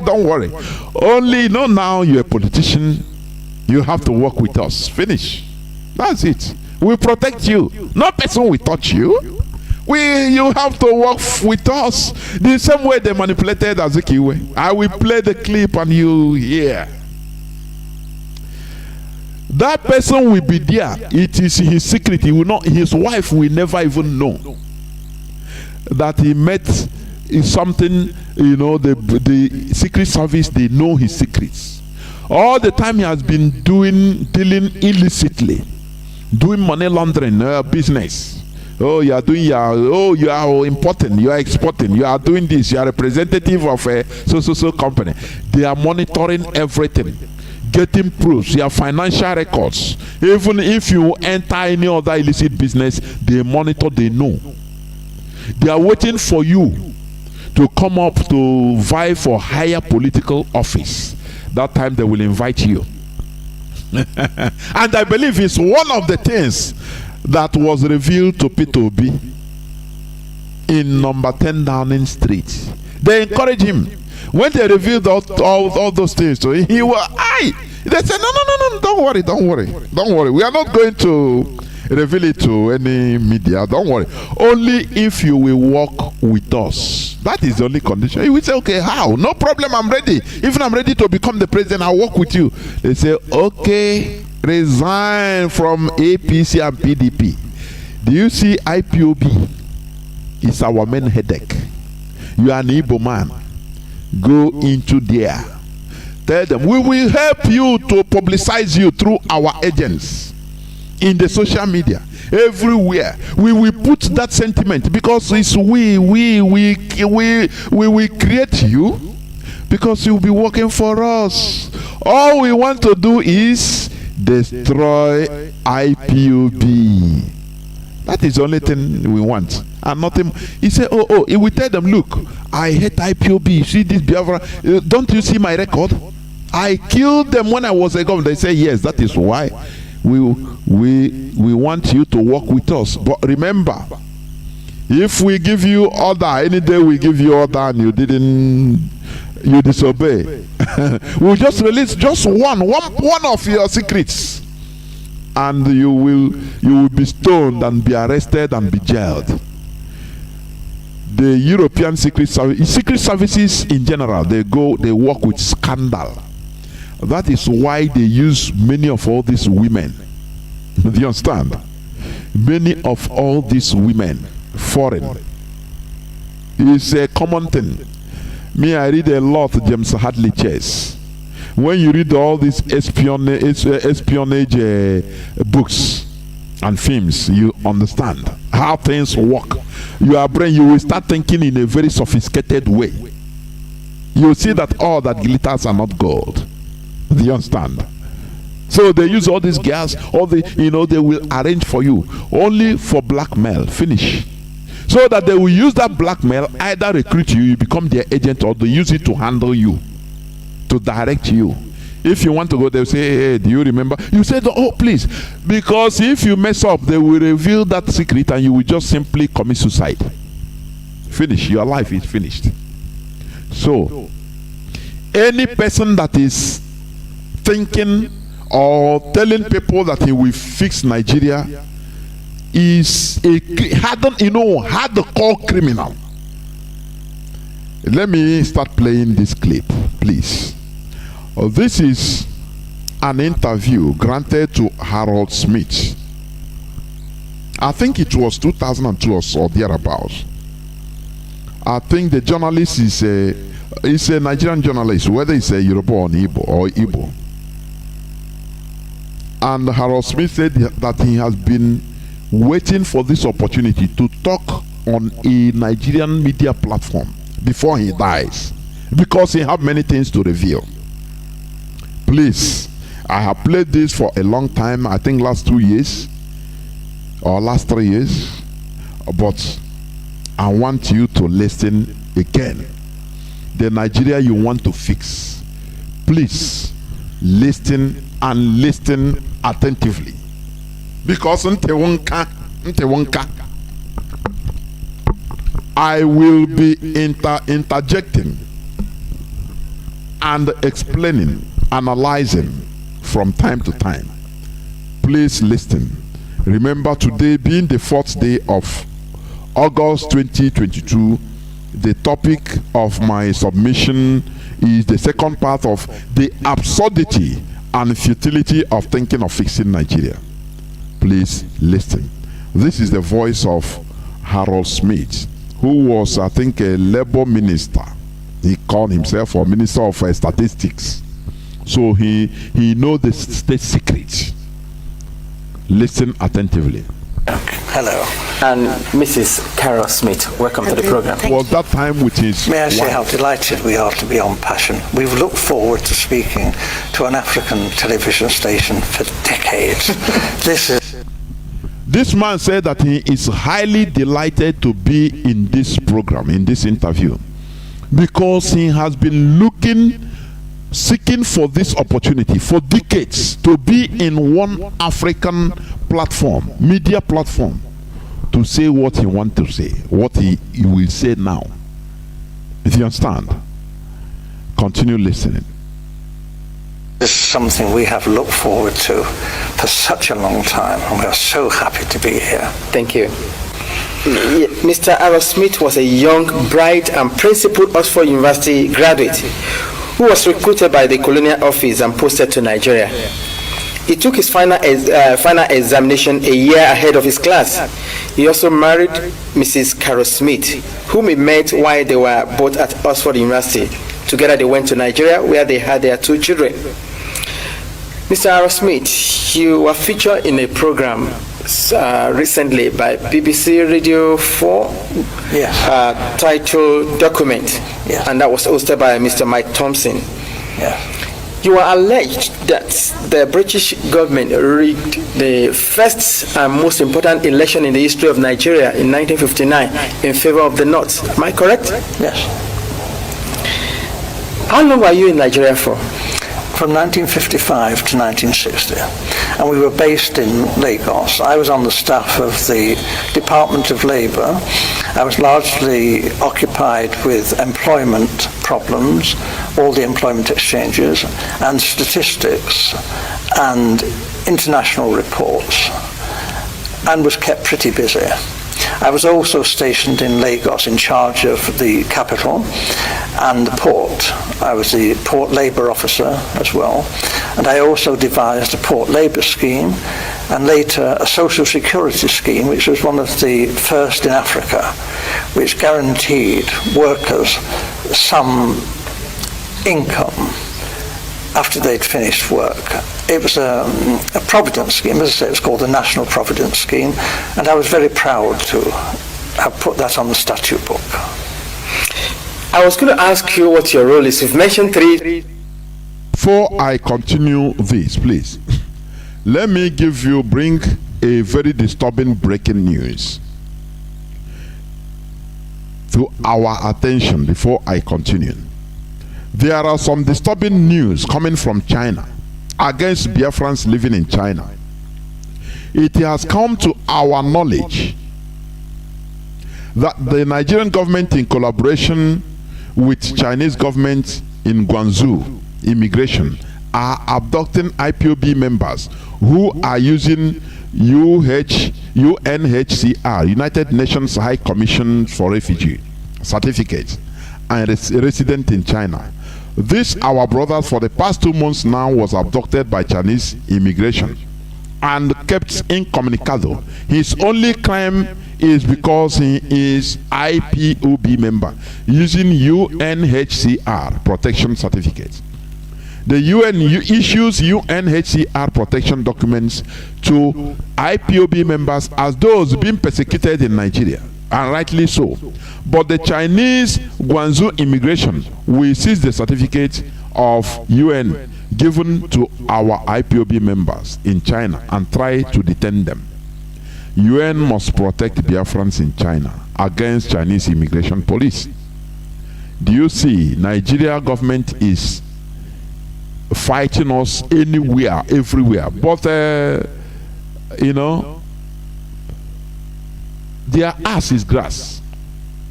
And as I'm talking, I would like, when my lines are open, somebody from China could call, please, and give us a first-hand information, please. Somebody from China, IPOB from China, please. He says today someone spoke with one of the zoo agents here in China. He told me that the zoo tell the Chinese authority not to allow our people to use UNHCR certificate in China because Nigeria is safe and nothing is happening in Nigeria. The zoo agent told me tonight. Do you see it? Do you see how they are fighting us everywhere? But you know, the tempest can go wide. Remember, the tempest, the wind can blow, everything can make noise, but after akofecha or darao, IPOB, the indigenous people of Biafra are being killed in the zoo. That is the reality. We are being killed, and rightly so. The United Nations High Commission for Refugee, their papers must be respected. Any person under United Nations High Commission for Refugee, under their protection, no, every government, it is under the international law mandate to protect that person. That is what we urge. The Nigerian government, they are desperate. They are highly desperate. The useless, the miserable Nigerians money. They give our gas free of charge. Crude oil free of charge in order to fight, to bribe the world to fight IPOB. But remember, Hitler tried to kill all the Jews. Today, Israel is one of the most powerful countries of the world. Hitler is gone. His Nazi party is gone and gone forever. Do you see? When you fight the children of the Most High, Chukwokike, when you fight them, you cannot succeed. It is impossible. You can feel that, oh, you are getting them. Oh, you can never. Remember the leaked conversation between the second part, Kunle and Alhaji. He said that any person, he agreed, they know. Say if you are fighting the Igbos, you are stupid. you will perish. That if you are fighting us, you will perish. They know. The Kremite Empire, they come from the Kremite Empire. We hold the key of this world. You cannot fight us. You fight no matter what the punishment we are undergoing. If you are being used in order to fight us, to try to fight us, you see, you will perish like Hitler. Hitler, even none of his body parts was seen. None. I say none. All they are doing is speculation. Oh, this head belongs to him. Oh, this piece of teeth belongs to him. Oh, no. Because he tried, he thought that he was divinely mandated to kill the Jews, not knowing that it's a trap set for him. So the caliphate, there is someday our leader said this, that for the caliphate trying to take over the land of the children of Chukwokike Abiyama, that we will fight them we make sure even the Hausa will rise up and pursue them and throw them out. People, he said, people, it seems you used to forget. We don't forget. We don't have the same brain with Nigerians that are 15 minutes. Write it in paper. That for the caliphate being so arrogant that they will deal with us as they want, they don't know the people they are dealing with. It might seem that, oh, the suffering is too much, but just like the Jews, they were slaughtered. It seemed the world forgot them. They were being slaughtered in their millions. But what happened? Today they are the most one of the most powerful countries of the world with nuclear weapons. They build things. You don't dare them. That is the reality. So, if you want to use any country, it is only for a time. After, the country will understand and the tide will turn against you. That is the reality. The reason we are fighting a just cause, fighting for our survival. We are not trying to take something that belongs to another person. We are not trying to take something that belongs to the Fulani, neither the Hausa nor the European. We are just saying our own thing to protect ourselves. But you say, no, you want to kill us because you have the power. Being God, you are. No, you are not God. It's impossible. Therefore, China has demanded the obligation to protect the indigenous people of Biafra. Any person they see with United Nations High Commission for Refugees protection documents should be protected. It is a mandate. Nigeria is deceiving you. They are lying to you. Do you understand? So let us go back and continue what we are saying. They are interviewing this Harold Smith, who was a labor officer, a colonial labor officer in Nigeria.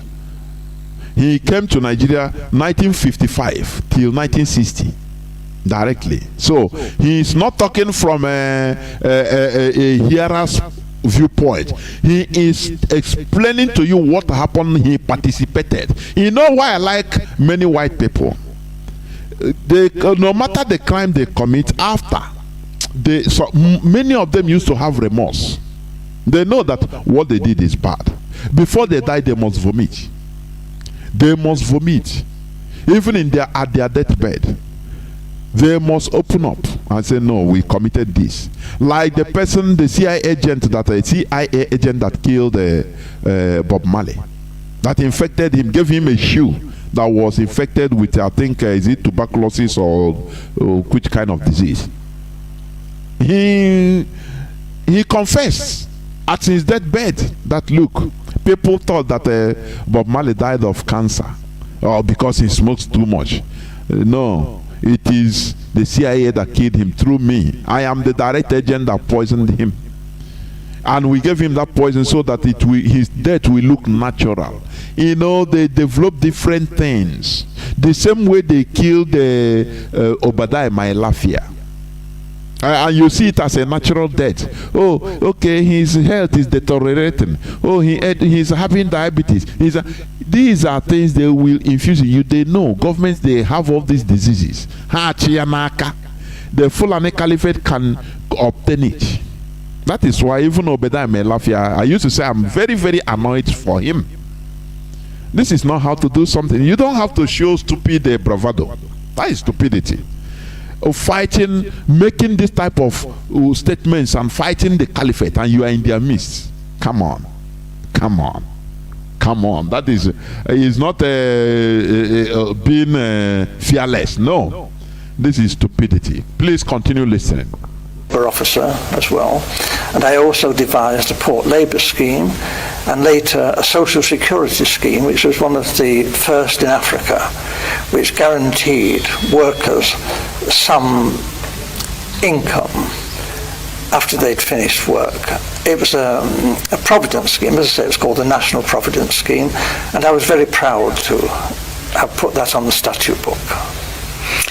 I was going to ask you what your role is. You've mentioned 3 in Paran. Is there any particular name given to your office while you were there? Labour officer? I was a Labour officer, a senior civil servant. Okay. I only intended to stay in Lagos initially for 2 tours of duty. Although, because of this conflict with the elections, there were difficulties. Actually, government wouldn't let me leave the civil service. They were determined that I should stay in the civil service after my 2 tours. And I was offered very considerable incentives, including a knighthood, to stay and work for government. Primarily this was because I had access to state secrets. I learned, and the Governor-General himself confirmed this to me, that the elections were...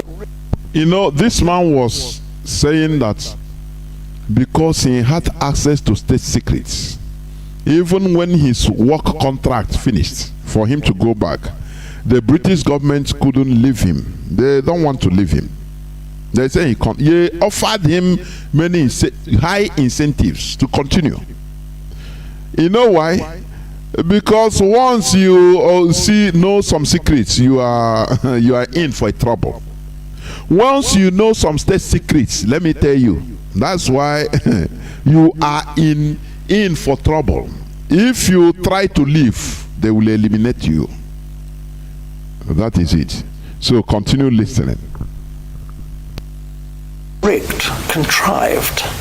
The intention was that the North should rule Nigeria. Listen again, please. Incentives, including a knighthood, to stay and work for government. Primarily this was because I had access to state secrets.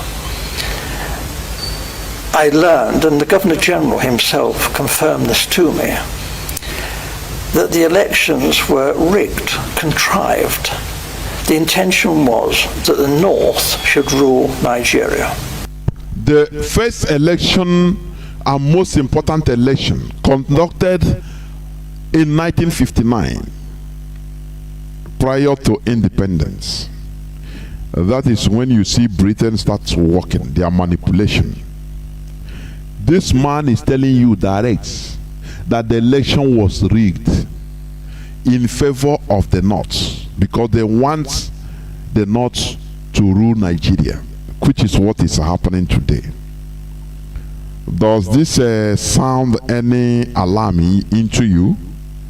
When you see people coming to say, oh, I will fix Nigeria, oh, then give me, I look at them, I laugh. I say, these are hardened criminals because they understand. They know what they are doing. Only to cover up either the blackmail that they are being held hostage with. That is the thing. Because Britain gave Nigeria to some people. Just like the Reverend Father used to play his clip in Igbo language, used to say. Britain gave the caliphate, Sokoto Caliphate, Nigeria to hold for them. You continue listening, please. I don't want to preempt. Even in '56, the northern leaders were very proud and were saying, if they couldn't run Nigeria, never mind elections. Are you hearing? It's the 1956, right from 1956. The northern politicians, he said, they were so proud, saying that unless their condition of staying in Nigeria is if they will be allowed to run Nigeria. It doesn't matter election, doesn't matter. Do you see, this is pure politics.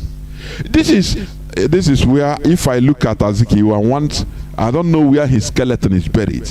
As our leader said, we need to bring the skeleton and burn it into ashes, dissolve it into acid. I'm telling you.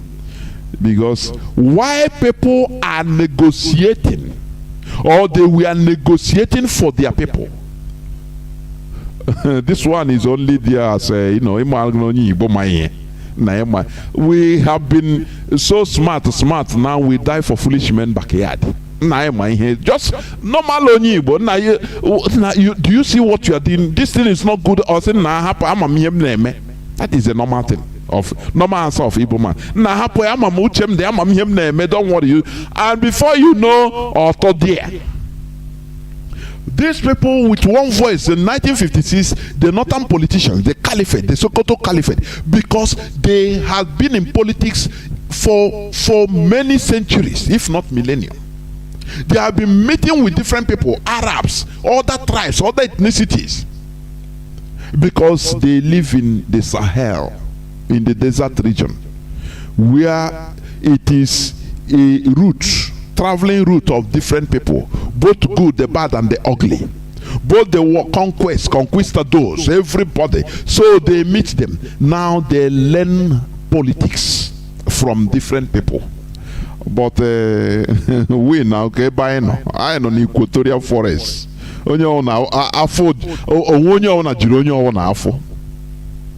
that is where we are situated. It is not by luck or by coincidence, you know. But let us learn many things. Let us take advantage. These people in 1956, they proudly say that it is either for them, Nigeria becomes for them, or nothing. They are not part of Nigeria. Do you know that it is a way of negotiation, negotiating something for themselves? Continue listening. They might not join Nigeria. They might leave. And we all thought, well, how would they survive? And when they proudly said, if they are not given Nigeria to rule, that they will opt out, they will not be part of Nigeria. They said it with one voice. The one didn't say, they didn't say no, and Tafawa Balewa say no, and Ahmad Bello go and sabotage him, say no, we have to. Then they start quarreling with themselves. That is a quality that we don't have. They always come with one voice. As far as they look into it selflessly, that thing will profit them, benefit them as a people, not as individual. It doesn't matter individual. No. You know, once you fight for your people, once you are one bunch fighting for a cause, for the emancipation of your people, I'm telling you, you gain everything. If you jettison your private interests, your selfish interests, and join hands together fighting for our collective interests, I'm telling you, you gain everything. Do you understand? In our own, one person will say no, the other person will go back and say, oh boy, that person said no, Namuga, beg, I dare here. Do you know, let me tell you, you know they are talking, you know I said this the other day, they are talking about the Igbo presidency. That should be zoned to them, and they threaten the fire and brimstone. Look at them now. If and look at you, they laugh. They say these people, they are useless to the core. Give them bone and they'll start fighting each other because of money. Had it been, let me reiterate, had it been the whole politicians in the so-called Southeast, big politicians, all of them came together. It doesn't matter whether you are APC or PDP or this and that party. You know why I love the caliphate? They divide themselves into different parties like any other, in order to make you feel that they are fighting themselves. They are party. No. When it comes to the caliphate interests, their party is null and void. They remove their party. Have you forgotten how is it Jega who was INEC chairman before? Is it Jega or who again? How he rigged the election in favor of Buhari? Have you forgotten how even PDP party members in the north, how they were secretly fighting good luck, fighting against their PDP? Learn something. The stubborn Igbos learned something. Had it been all the big politicians or political elites of Igbo race, had it been they spoke with one voice at least, they say no, okay, you didn't zone us in APC. I'm now talking on Nigerian politics. Do not misunderstand me.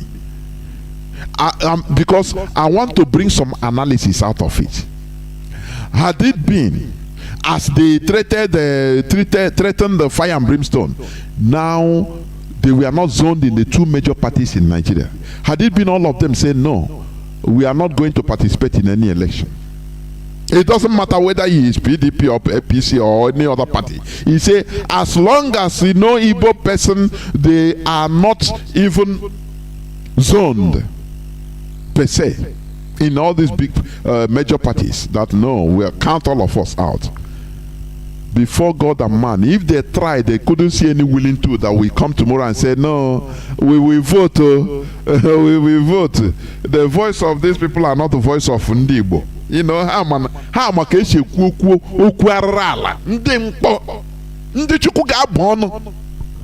know how to do it.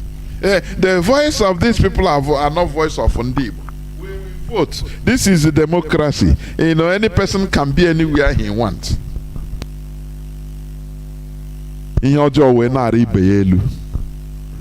People are eating from sabotage. But all these things must stop. Had it been they came with one voice and say we are not into this election, as long as you did it, and they mean it, before God and man, they will cow down and start looking, say okay, come. They will start dashing. They will dash the Igbo people this presidency direct.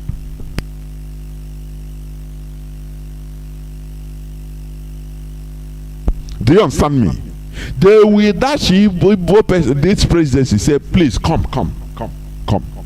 But where there is no voice, no bunch, this one will talk like that. Another person will go and invoke that in Nigeria everybody is free to vote. In Nigeria everybody is do this and that. It's democracy. You know all this. There are everything to quote.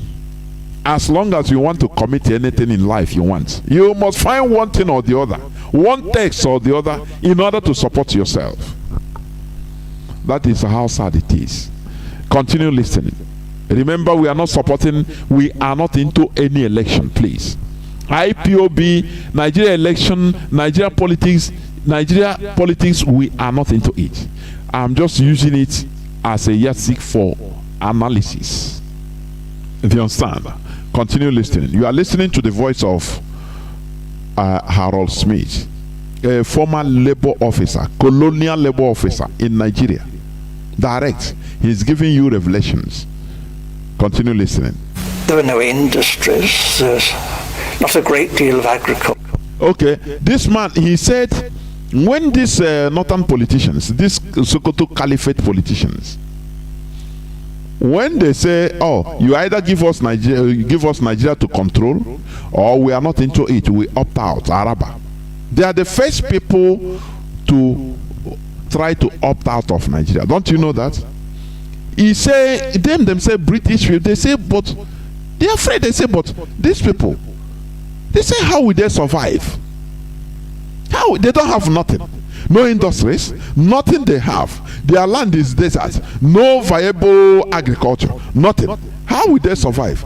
But today, the coalition of Northern Group Abdulaziz will tell you that it is North that built the money of Granite Pyramid they use to build Nigeria. Are you hearing it from the horse's mouth, or aren't you? These are people that they change lies, they lie, and they change history. They try to change history. Do you understand? Continue listening. Culture, some groundnuts in the north. This wasn't very practical at all. And then it was, the Governor General seemed to be thinking that the North couldn't, even if it won an election, rule Nigeria by itself. The South wouldn't stand for that. So there had to be a partner, either the Igbos in the east or the Yoruba in the west, to team up with the North. What he didn't want was for the two southern parties, the Igbo and the Yoruba, to team up to form the government. Do you see the origin of the hatred and mistrust between the Igbos and Yorubas? You know, I used to tell you that human beings, we are the gods of this world. You can recreate. The way they created us into mistrusting our Yoruba brothers, and our Yoruba brothers the same thing. That is the manipulation of the British. Don't you know that? Do you think it's natural? The British say now they don't want they don't want the southern people of the Igbos and Yorubas to coalesce, to have coalition, to be working together politically. Now they have to find a way to thwart it, and that way they have found is what is worrying us till today. You know what? People don't understand what Mazi Nnamdi Kanu came to do is divine. That structure Britain put in place is what Mazi Nnamdi Kanu and IPOB is trying to thwart. It's not going to be easy. It has not been easy. After all, when Indians did their own, they paid the price, but it didn't deter them. More than 2 million people were slaughtered, and refugees, more than 20 million refugees. It is there in history.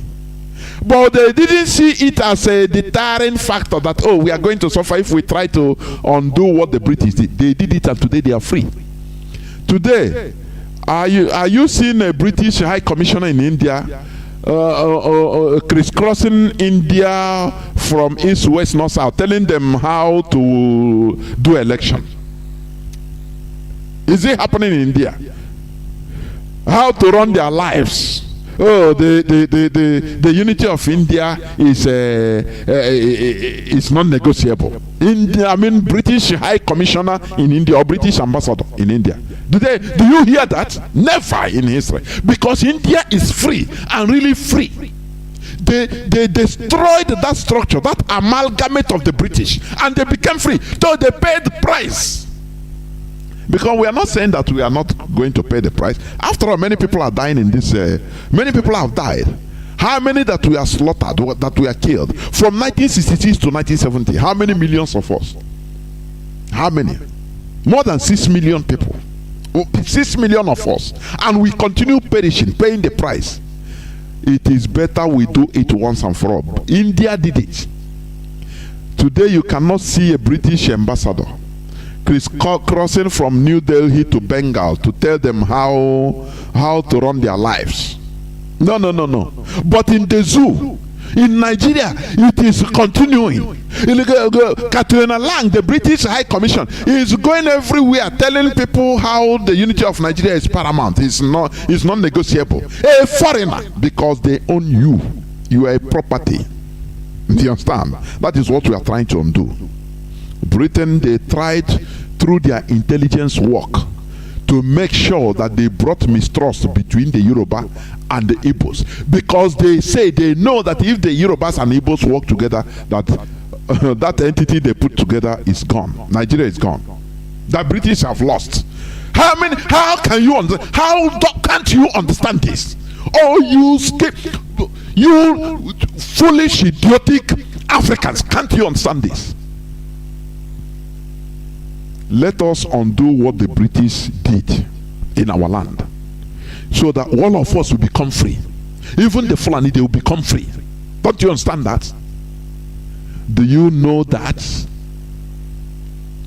they made it, created our brain through the actions they put in place, so that Igbo man will never trust Yoruba, Yoruba man will never trust Igbo man, and we continue hating each other to our detriment. Yoruba will be fighting to be friend of caliphate. Igbo will be fighting to be friend of the caliphate. It is human making. Every time you are calling upon God, whereas human beings are recreating even human beings and human brains. The British, they recreated the way we think. And you are calling yourself, you are equal as a human. You are equal to them as human beings. You are lying. You are not equal. because they can recreate the way you reason, but you can't do nothing. Only being in servitude. You can never think. Here we make you to think, think, reason. Even if it pains you, you reason. Do you understand? You reason critically. That is what we do here. Continue listening, please. Because he believed the North wouldn't tolerate that and talked about leaving the Federation. So as I learned, in a small way at first. Now, let me ask people, why is it so important for Nigeria to continue existing the way Britain puts it, the way Britain created it? Our leader said this one time, that when you build a toy as a child, if you build a toy you love it. Anything that tries to destroy it or part of it, you are ready to bite that person. I'm telling you, because it is, when you look at it, you see your hand work as a child. That is what Britain, when they see Nigeria, when you are crying, when you say, oh, terrorists are killing us, United Kingdom, come and help us, Queen Elizabeth will be where he is, watching you and be smiling from teeth to teeth, from both sides of the mouth, smiling that look at what you have created. Look at what we have created. It makes them happy, feel that they are gods over you. Don't you know that? Don't you know that? That is it. That they are superior over you. You cannot undo what they did, what they created, the way they positioned you. You stayed like that, and you continue matching your teeth. It's crazy. Calling God, go pray, go pray, God in heaven will help Nigeria. And Britain, the creator of Nigeria, is there laughing. You are praying for God to intervene on something human beings have created. You are stupid. It is for you to act. If you are an equal human being, behave like the Indians. That is why they are free today, completely free, not flag independence. All those shenanigans, the amalgamates Europeans did in India. They have a British India. They have what do you call it? Portuguese India, Gao. They have French India. And they amalgamated countries, nations that should not be together because of their value system in India. Now Indians, because of the way they reason, because they were enlightened enough to face the reality, now they remove themselves, divided themselves to their normal natural states, and went and annexed the Portuguese India, so-called Portuguese India. They say, how can you come from Europe and start calling my brother Portuguese India? Oh yeah, the same way they did the Benin Republic. There are Yoruba people, Yoruba, but they are Francophone.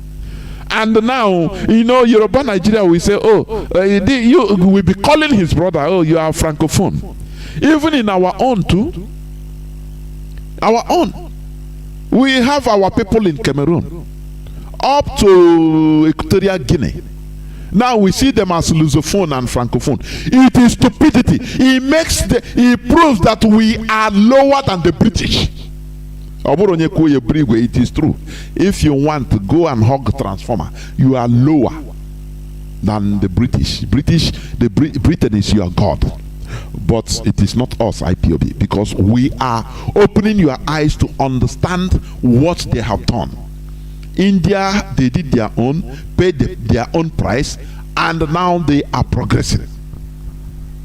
Continue listening, please.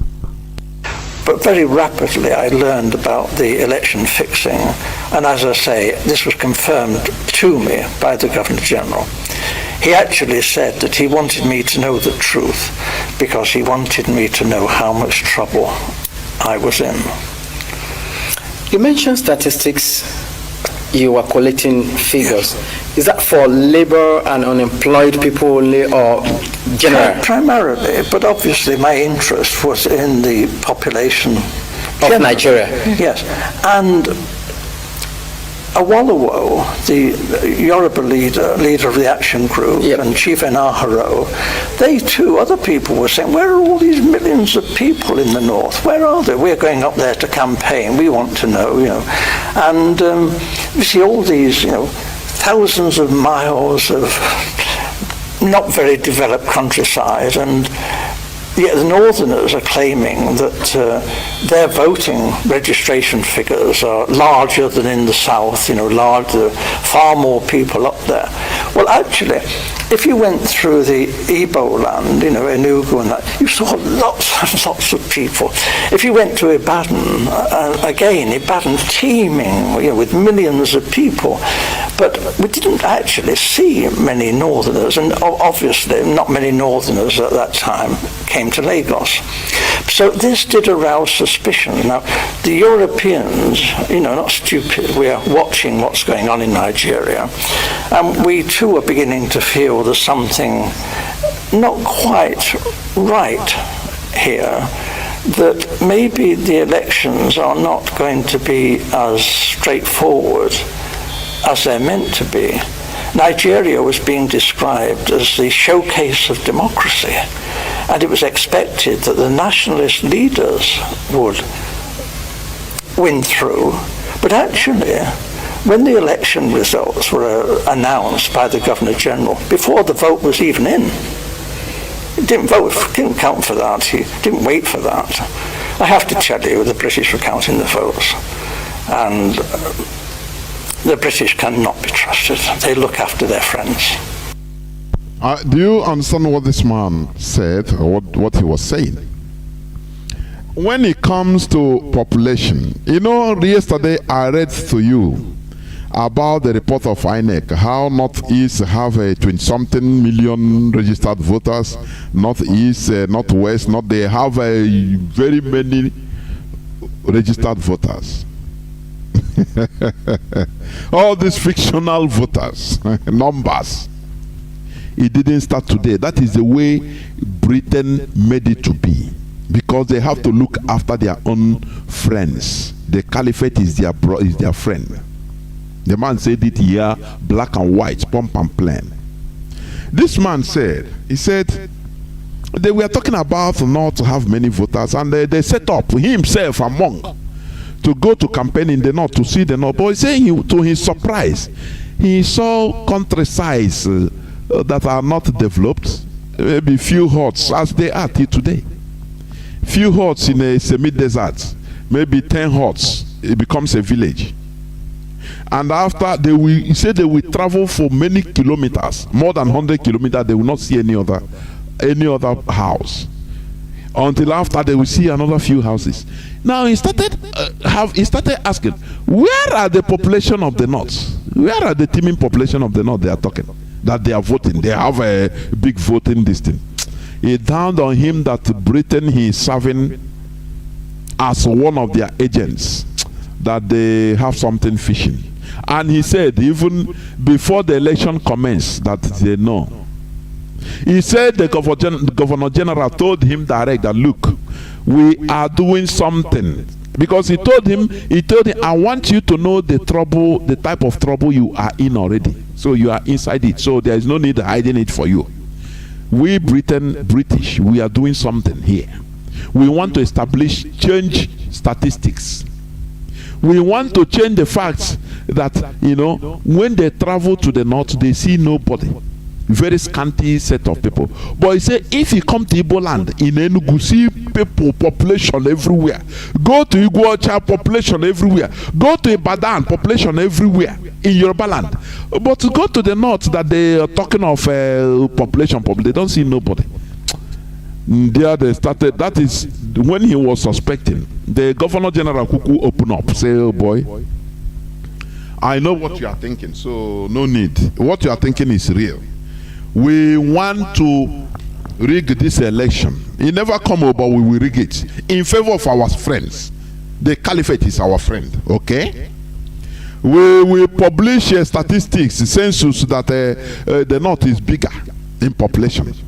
And that is what they are maintaining to today. Haven't you seen it? They claim every time plenty. And now you ask them, if the North is more plenty, how come? What is the population of Mali? In arid countries, what is the population of Mali? What is the population of Senegal? What is the population of Mauritania?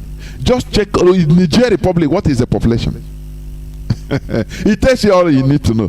But it is only in Nigeria that they have more people living in deserts that are more populous than in a very conducive south that are full of rain, full of things that support life. Don't you see that you are in a mess? Don't you see that we are in a complete mess created by Britain? We need to undo this. We need to have the courage of the Indians. They remove the amalgamates and say, stay alone. You see Sri Lanka, Ceylon, they put us together. We shouldn't be together. Stay alone. And they stay alone. Pakistan, they remove themselves. Now they call Burma, which is Myanmar today, they remove themselves. They say because we are not one. So if we stay together, we'll be killing ourselves. We will be undergoing what is going in Nigeria today. So why should we be killing ourselves? Whereby we can go back to who we were. And that is why they are progressing today. Do you understand? They have electricity. They have running water. They care for themselves because they have the same value system. The Pakistanis, they have the same value system as Islamic country. That is it. So no problem. If you want to cover yourself with buka, with even basin, nishi, whatever, drawn, no problem. That is their way of life. But the worst thing you can do for people is to amalgamate, put people with divergent, very virulent, divergent values together. That is what is happening in Nigeria. But Nigerians they cannot understand it. I am not telling you that there is no price to be paid. India paid their own price. I continue hitting it. They paid their own price and became free. That is why UK, United Kingdom, Britain can never interfere in their internal politics. The way Britain is interfering in Nigeria, because Nigeria is their toy. Oh, they built their toy, so who changed it? How can you change it? Because you are not equal to them. So who gave you the audacity, the brain to change what they put in place? Do you see the difference? Do you see why you don't have electricity? Do you see it? Because you are lower animal. You simply a lower animal. Where a foreigner will come and create something and you continue defending it. Do you see it? Continue listening, please. Loyalty is the big thing for the British. And we were friends with the emirs of the north. We looked on people like... Say because Britain is friends, they are friends with the emirs of the north. Listen to it. It is being said by a British agent, Arnold Smith, confessing, saying it as it is. Do you understand? In Aharo and Awolowo, as rather dangerous people. They might even be communists. They blackmail in Aharo, Awolowo. That is blackmail. That is the way Britain works. They blackmail you. Oh, you can be a communist, these are communists, this and that, because they see that you are intelligent, that you want to really work for your people, but they will blackmail you into submission. Do you understand? The way, they taught it in Nigeria, the way they are blackmailing IPOB. Oh, criminals. Oh, they are criminals. So, Chukwuma Solu, the governor of Anambra, they have been talking about shouting criminals, criminals, criminals, criminals, criminals, so that it will enter into your subconscious that, oh, those live, even in ESN in the bush, they are criminals. That is life from the pit of hell. They are copying from their creator, the British. That is how they behave. They blackmail. They try to blackmail you into submission. Our leader said that he was prepared before engaging in this struggle. He was mentally prepared, physically prepared, because he knows that everything will be thrown at us. And we know the way the British work. I mean, the way they works, the way they work, the way they behave, their mentality, the way they can blackmail you. They will use the caliphate in order to cause confusion everywhere, kidnapping everywhere in Biafra land, and nail it IPOB ESN, so that people will start rising up against ESN. We know, but we are ready. We can never be blackmailed. Continue listening. That's ridiculous, actually. There couldn't be communists in 1,000 years. But this was a sort of thing that was being said. And we were, Europeans, were getting a bit worried about all this. It wasn't quite the honest, straightforward election that we were hoping for. Apart from Professor Anderson and Dr. Patrick Wilmot that supported your submission on the rigged election, there were other people who also served in the colonial office in your days. I mean, who opposed to this submission? Initially, I was warned of what was going on by my senior officer, a Major Bunker. I didn't know, and I knew that the Governor-General had directed me to take all the office staff of the Ministry of Labour to help Chief Okoti Igbo in politicking in Warri. And this was most irregular, and I refused to do this. Having refused an order, I know what the drill is. You resign. I resign my post. That is the proper thing to do. What they did then was rather devious. They persuaded me to withdraw my resignation, and when I did, they sacked me. It didn't go through, but I thought it was a bit low after I'd resigned and was prepared to leave the country. This was not very nice behaviour. They later withdrew this and said that I had been of some service to the state, and actually commended me for what I had done, and said I could leave Nigeria with splendid testimonials, and we shook hands on this. And this was done with the recognition of the Deputy Governor-General, Sir Ralph Grey. And then I left Nigeria the first time and took up a job as a personnel officer, a very big job, with the Esso refinery. And then government came after me, declared that I was a traitor, and I had betrayed the British people, ought to be imprisoned, and I lost that job. And then they came to me again and said, it's all been a big mistake. Dreadful mistake. I'm a jolly decent chap, Oxford chap, and they put me on a plane straight back to Nigeria, where I'd make up for the time I'd been away. There was a great deal of good work for me to do, and we fell for this. We shouldn't have gone back, but we did. Now, if you recall what you said about the role of the Governor-General and the attitude of the British government in particular, regarding the fear that Awolowo, Okoti Igbo, and the lot of them from the south are dangerous, is there a particular reason? Why the fear from the British government? Is it that they don't want to release or relinquish Nigeria? They still want to control Nigeria? They knew that the North would do as they said after independence.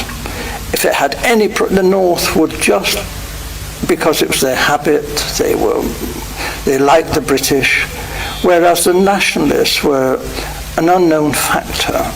Actually, when they took the flag down and hoisted the Nigerian flag, not one of the major nationalist politicians was there. Are you hearing? The interviewer, the journalist, asked him, why did the British hate the southern politicians that time? And he said that, look, they love the northerners. That is the caliphate. When we talk about the north, forget about even Middle Belt. It's not part of the North. They just annexed them in order to boost their so-called population. It's a prerequisite, condition which they gave to Britain before backing down on their quest for Araba, for opting out of Nigeria. They asked for few things. They say, Britain, for us to be part of Nigeria, we must control Nigeria. How? Our caliphate, our sultan must be the leader, the supreme leader of all religions in Nigeria. Forget about they say he's a supreme leader of Islam in Nigeria. That is in the paper. In reality, the Sultan of Sokoto is the supreme leader of all religions in Nigeria, and supreme leader of all the traditional rulers in Nigeria. They come down to bow to him. That is one of the prerequisites. And that the North, where they call North, will come till Benue. That anytime the map of Nigeria is now North, now they will put it, they will draw it, now shade it until they will refer to Benue as North. And Britain have to agree. What do they have to lose? They say, okay, we give everything to you. Do you see it? He said why they love the North is because the northern politicians, the caliphate is ready to do anything that Britain said. If they tell them jump, they say, oh God, how high? Because they don't have brain to think. This thing we are telling you, it is reality. They prevented their people from going to school, thereby blocking their brains with religion. So they don't have people that can hold them accountable the same way we Southerners do, no matter how imperfect, but to our politicians. Because when you educated, when you are a little bit enlightened, you can start seeing road and start asking questions. The Fulani, they don't do that. They involuntarily deprive the people. When Britain came, during the time of colonization, when Lugard was trying to fight the caliphate, the caliphate said, they came and bowed down to him, said, don't fight us. Please, we'll become your slaves, your servants. Only if you can do us a favor. He said, what is the favor? Do not educate our people, our masses. Do not bring schools to our masses. Only we can give you those that we want you to educate. Only our elites. That is why when you go to the Fulani Caliphate, you see their emirs, their children are schooling in America, in Germany, in England, in high education, to obtain education, to come and continue lording it over others. The others, they block them, carry slate and charcoal and give to them. Say, you are Al-Majiri. Go and study how to read Quran, so that they become manipulable. Do you understand? So that nothing they can do.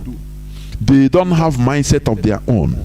Unlike people in the South, they can ask questions and argue and say, no, this is not good. This is not how it should be. The people of the Hausa people, the Fulani people in the North, they are under subjugation. I'm telling you, what IPOB is doing is even to try to remove them from subjugation of their own elites. Do you understand? That is why Britain loved them. With the caliphate, they can steal our natural resources as they want, only for them to remain in power. No human resources development. They will make everybody to become zombies, so that you'll be importing toothpick from China. That is what is playing on in Nigeria. It is something that is planned, and it is highly done, conducted, so that you will be behaving the way you are behaving today as zombies. It is not natural to you. Do you understand? oh ye Biafrans, oh ye Oduduwans, oh ye Nigerians, it is not natural for you. The way you are behaving, zombie, anything they say, now you make jest of a very serious issue. The terrorists are closing in Abuja, and it doesn't make people to react spontaneously. This is the way Britain wants you to be, docility. Here we open your eyes. You are the creation of Britain until you proved otherwise, so that you become human being like them. But for now, you are not human beings. You are lower half human beings, the way Britain look at you. It's not me saying it, it is the way they created you. Your creator created you. I still give you example of India. They did the same thing in India, but India liberated themselves mentally and said, look, these people, we should never allow foreigners to come and create us. And the way they want us to behave, and we'll be behaving like that. No. We should liberate ourselves, and they did that. They paid their price and did that. And today they are progressing. Continue listening. They weren't even on the platform. This was incredible. These were the people who had sought independence. The people in the north didn't want independence. They didn't want the British to leave. Did not want independence. You understand? The same way today. I could remember when the real Buhari visited Donald Trump. I will not forget that. When he visited America. And they were on a joint press conference, Trump and Buhari. And Trump, one journalist asked question to Buhari that, look, what is owing to Boko Haram attack and other terrorists in Nigeria? Do you want America? How do you want America to help? The late Buhari, he simply said that, oh yes, we invite America to come, bring their military, everything, come to Nigeria and help us. Trump interjected. He was even ashamed of the answer. How can you, as leading a sovereign country, so to say, now you are publicly telling people, no more secret even. You are telling people that you want American boot on your country to come and fight for you. That place, I say, oh, I became ashamed. I said, look, these people, even Trump was, the body language, he was a kind of embarrassed. He interjected. He said, no, we have to help our friends to help themselves. Not really committing boots, committing soldiers on the ground, because Nigeria is a sovereign country, this and that. Because that is how the caliphate, they don't know the art of modern governance. They believe in feudal system. You understand? As the West is supporting them, now they believe that they can openly come and call in the modern governance. Come inside and fight our war. Come and take over. It will be recalled, or it will be known as another direct colonization. That was the reason why Trump, with his intelligence, he interjected and corrected that statement. Continue listening, please. So this was a farce. And for most Europeans who were very close and watching this, we were disgusted. We thought this really had been manipulated, this election. It was unworthy. It was unworthy of the British people, this. This was no honest, straightforward thing that you would expect Britain, the mother of parliaments, to do. This was cheap and low and criminal. And I opposed it. And I opposed it then, and I've opposed it ever since. And I'm telling you the truth. And I was warned, if I told you this state secret, my life could be forfeit. Earlier on, you said the British government wanted the North in alliance with either of the southern region, either with the Yorubas or with the Igbos. But without which they cannot they can't do it rule the country. The problem was that Awolowo was a highly principled man. Okay. You didn't talk to Awolowo about squalid deals and fixing things. Wallowa was not that kind of person. If you read his books, this man was a world statesman. And his young lieutenant, Chief Enaharo, was brilliant, absolutely brilliant. However, they did do a deal with Zik, Dr. Azikiwe, Okay. from the East. Dr. Azikiwe, there was this big problem in Nigeria. It's the same big... You know, they found a willing tool. With Igbo man, Zikiwe, they say Awolowo is a principled person with a Nahoro. So they look for, scavenge for a willing tool. And they saw that Azikiwe want to be the president of that new country by all means. They know. You know, this Western intelligence, they are highly intelligent. They know who to use. When you are obsessed with your selfish interest, they know they can use you. As Peter Obi is galvanting now, you want to be president by all means. And if you call him down now, like the Reverend Father gave advice and say, "Nakwe check," call him 101 and tell him, "Oga, this thing you are doing is futile. It is a futility. It is futility. So why don't you check like this? Check is it tell you now happen, because he been driven with his selfish interest. You know that fly that is he want to enter, he want to eat that otorimi inside the dead body. So he doesn't hear again.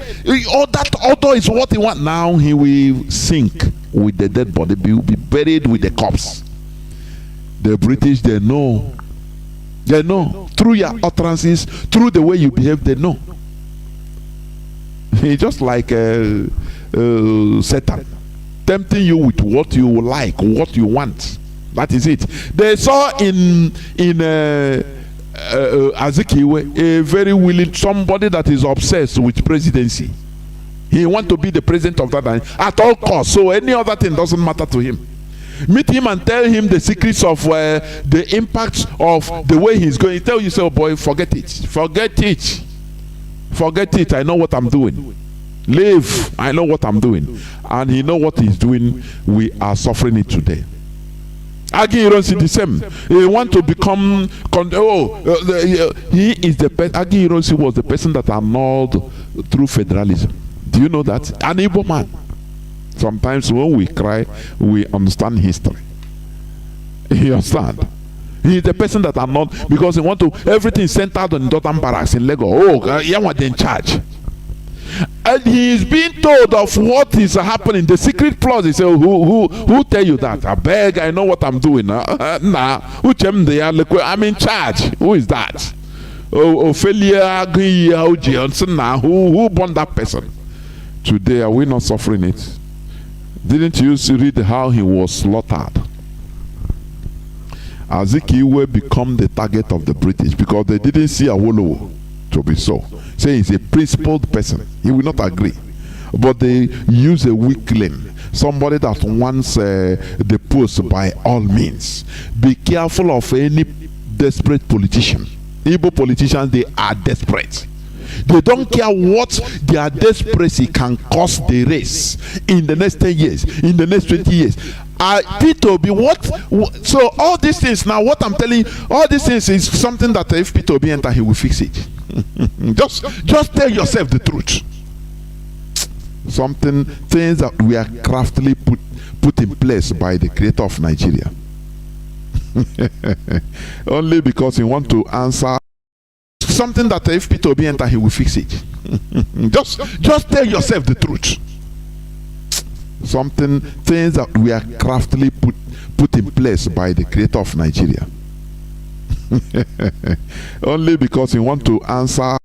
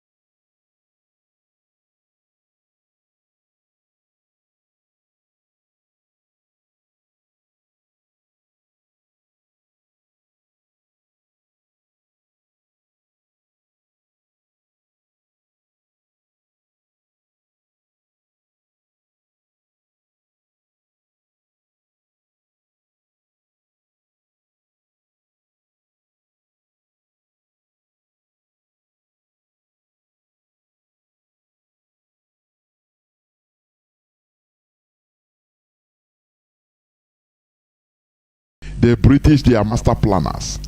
They allowed Azikiwe. They say, okay, as you are vying for presidency, it's not bad. There is no money anyway, but you can use any other means, no problem. And they put Azikiwe into, corrupting himself, borrowing money, bad debt he cannot pay, in order to sponsor his election. And the British, they were encouraging him, do that, no problem.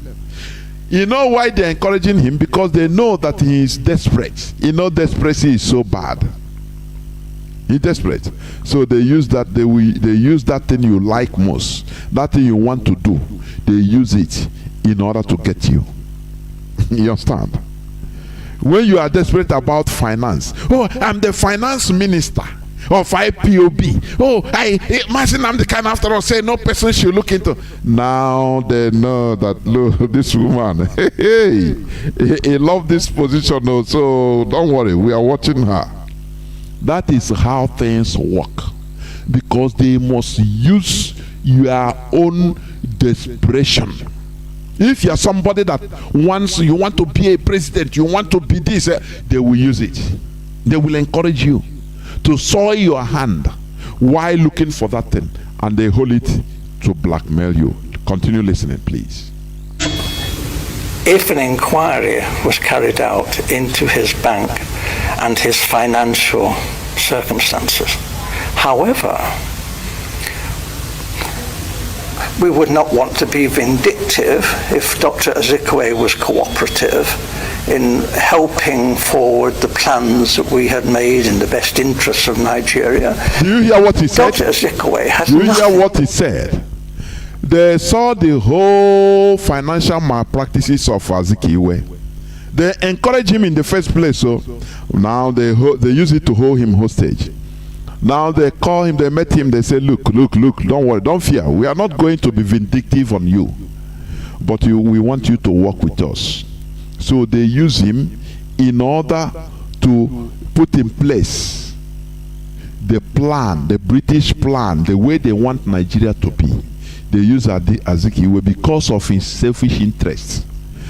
Let me tell you, sometimes your selfish interest can kill a whole nation.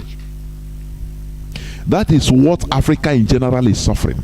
They use all these politicians. When you hear, oh, democracy, I say it's a charade. Africa, they have not been matured enough, enlightened enough mentally, in order to undergo real democracy. I repeat it again. Africans, black Africans are not matured, enlightened enough to undergo real democracy. Europeans, they underwent enlightenment, awakening, and they understood what it means. They first of all became disciplined. You understand? They knew what is good for them. That is why they understand how they understand the reality of real democracy. That democracy, under democracy, you can slap your president, your prime minister. You can draw him as somebody drew, is it Sarkozy or Macron of France, and say an ordinary person, and drew him and give him one dirty slap, and the person was not shot to death. Instead, if Macron wanted, he would just sue him to court for battery, because even if he slapped another human being, another fellow ordinary person, if the person wants, he can forgive you or sue you to court. It's the same thing. It is not another type of human, a superhuman. A president or prime minister is not a superhuman being. He is working for the people, and he should be responsible, held accountable. How? People can express their anger on his policies by even throwing rotten eggs on him. But look at ordinary Ekweremadu who threw rotten egg in Germany. It became anathema. People that came and condemn me say, why a whole Speaker of Federal Republic of Nigeria, today they are giving command as IPOB officers, and you see zombies are following them. Do you see how sad it is? It is very, very sad. Let us continue listening. In common with the northern politicians. He loathed the northern politicians. But Dr. Ezekwe went north and did as he was told. And what he was promised was this. The real power, effective power, would be in the hands of the northern emirs. However, it would look great if the president was Dr. Ezekwe and he was given a field marshal's uniform and an admiral's uniform. He asked, please, could he have a row of medals? But they said, well, no, that was a bit difficult, to get the medals. So when the ambassadors started arriving, he was known to be asking people from foreign countries, perhaps they had a medal for his uniform. We thought this was terrible, but it was said that this happened. Oh, what this man is saying. Azikiwe, he was being manipulated by the British Secret Service. We are seeing him as, he's campaigning, he's our president, the masses, because they didn't have the foresight. But the man, Azikiwe, knew that he's been manipulated because they called him in person. They told him things that, look, you have to work with us, otherwise we reveal something about you and you will go to jail. Simple. So we will make you become the president, but empty drum. He knew. But the real power will be with the Sultan of Sokoto, with the Sokoto Caliphate. The man said that, this man said it direct. So that you be a president, but you are not the main person. The people controlling you, running the show, are the Caliphate. He said it here. So that when you see some politicians like obedient, you don't know that he is under manipulation of the British Secret Service. What did he go? Let him come and speak. Not even speaking, because he can lie. Bring a recorded voice of their discussions between him and the 10 Downing Street, British Prime Minister Boris Johnson, and the other members of the parliament. What did they tell him? It's a secret. That is where they reveal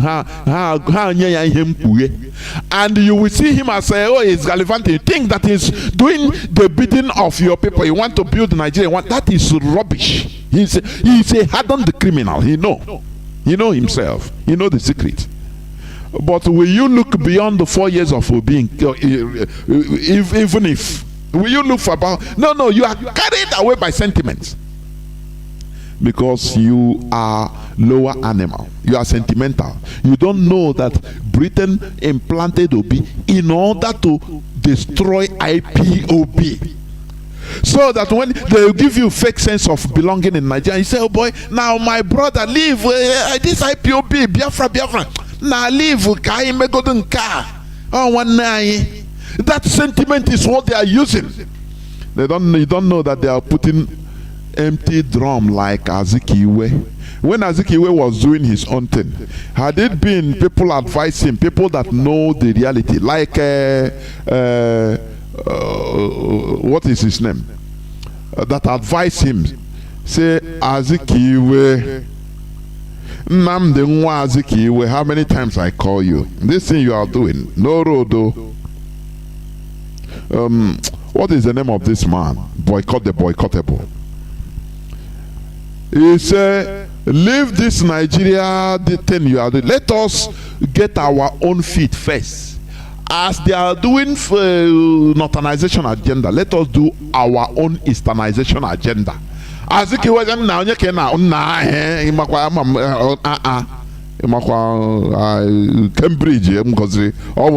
know how to, I know what I'm doing. Every Igbo man, he knows what he's doing always. Until the thing that is the reality. Today you see Peter Obi gallivanting. I will fix Nigeria under 4 years.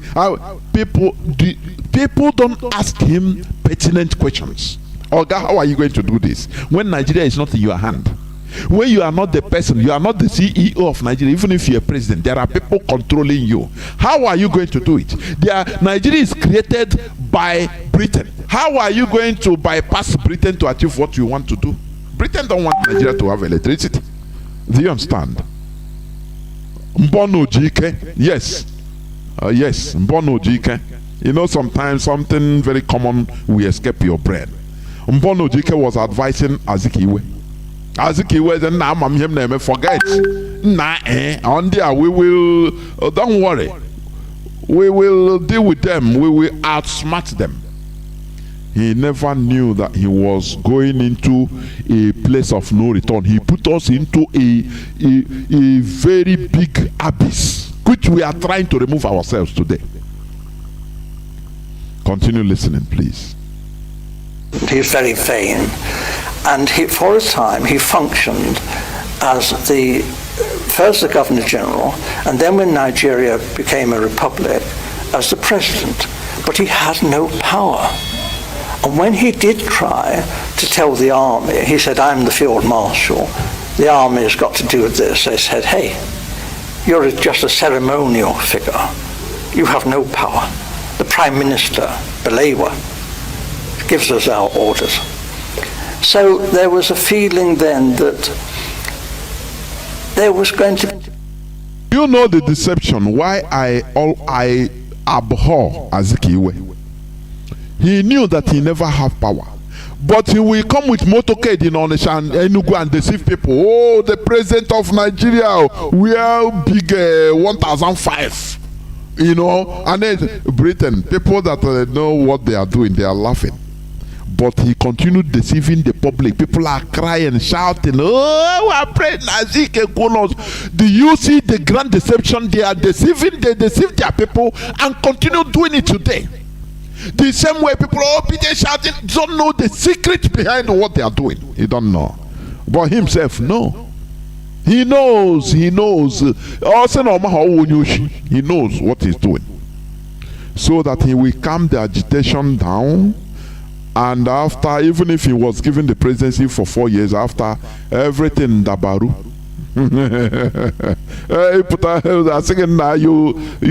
When your brother was there, did you do anything? Now why were you not shouting Biafra that time? Come on, get out. You become a laughing stock. IPOB, Mwanya, we are at alert. We are telling you what they are planning. We are telling you. We should not allow another second Azikiwe to come and destroy what we are doing in the name of Nigeria or being a president of Nigeria. It's impossible. They don't know the type of people in IPOB. The IPOB have think tanks, international think tanks. Before you do something, it is being analyzed. In a break all your word into pieces. One word, it will be broken into pieces, analyzed. They don't know. We must continue. Be trouble. And then it was because the Awolowo and the Action Group had become the official opposition. What we British wondered, how could they win another election without the British counting the votes? There could not be. Do you see the origin of counting votes? Do you remember Tinubu's vote counting? 1, 2, 3, 4, 5, 21, 22, 23, 24, 25, 30, 36, 37, 38, 79, 100. That is the way Britain started it. And they are still following that footpath. You know, when they create you, you see that that line is not good. And you continue in that, you are a lower human being. India is a life example today. They removed themselves from the shenanigan of Britain and reorganized themselves the way naturally they should be. And Britain left them. Today, are they not progressing?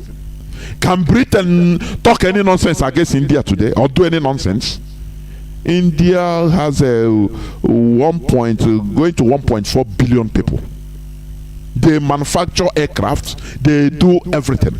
So it's a rising superpower. United Kingdom cannot do anything against India, for your information.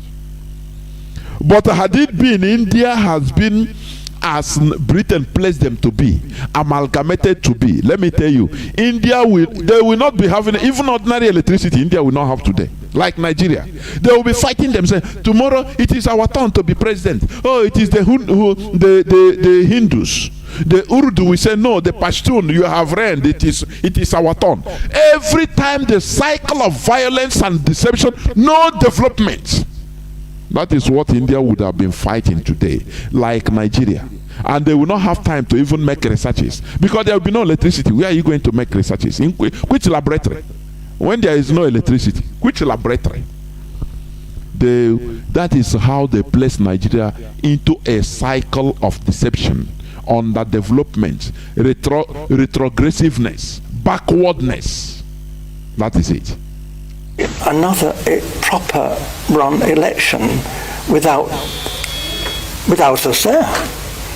We knew what we were doing. We were just helping things along. You know, we were doing what the British do, favouring our friends and looking after our own. And you know, there is something I forgot to add here. As the man said. The man said, he said, look, when the Union Jack, the British flag was lowered and Nigerian flag rose up, that no southern politician, major politician were there. None. The same thing when you listen to Bosun, Emmanuel Bosun, it is reiterated there. Before Nigerian, even Azikiwe was not there. And they are telling you, oh, we in Nigeria. He himself, what blinded him is, don't worry, I will be the president. Don't worry, oh, no problem. I know what I'm doing. That political situation, that is selfish political benefit is what blinded him. You understand? But Oga, we were not there when they were handing over flag. When they take their no, don't worry, I know. I know. Don't worry. Leave them, let them give the caliphate a flag. Don't worry, I know what I'm doing. The same thing today. Continue listening. repaying favors. We don't call that corruption. Right. I mean, in essence, what Dr. Azikiwe did, he was forced by the British government to do it. Yes. Collecting money from the marketing board then. So if any politician here in the United Kingdom tried to do that, he'd be in jail. He will be in jail. So why did the British government refuse to take action? Because or comment on if we nipped it in the bud, because we knew it was happening, it was even happening in, let me be fair, in the West with the Wallowa. They were taking some money. They meant to repay it perhaps, but they were taking money. And I would have said, issue a warning now and say, you know, you've got to behave, because if this is allowed to go on, it'll be a major offence. However, before they actually ran the 1959 election, they needed money for the North and for the NCNC, Dr. Zick, to fight the election. So what they did, my senior officer, Major Bunker, went around, was ordered by the Governor General to go to all the major British firms and international firms, Ford, UAC, Leventis, all these firms, and raise money for a slush fund to enable Chief Okota Igbo, together with the North, to fight the 1959 elections. The North got most of their money from the native authorities. This was looked on by the British as being okay. This wasn't corrupt because we were friends of the North. And if they tried this in the West or in the East, we might have said this was corruption. But because it happened in the North, the native authorities' public money was poured into the government party, the NPU. So this obviously was a terrible fiddle. We were discriminating against the southern politicians. In fact, do you see the reason why it is very easy to arrest Biafran politicians? for corruption, for stealing crumbs. Though we don't support any type of corruption, but it is initiated by the British. They allow the northern politicians, the caliphate politicians, to take money as they wish. You understand? But if they try it in Biafra land by any Biafran politician, nothing. They go to jail. Let me tell you this: no matter that we are against the actions or the crime of Ekweremadu, had it been Ekweremadu is a Fulani politician from Nigeria, he will not be arrested. Other will come from above in Britain. They will not even take him to court. Right from immigration, they will just do it. Say, don't worry, these are our friends. This man is saying it, that they cover their friends. That is the reason why they can jail James Ibori, a Biafran. They can talk about confiscating Alice Madeke's wife, Daisy and Madeke, or corruption.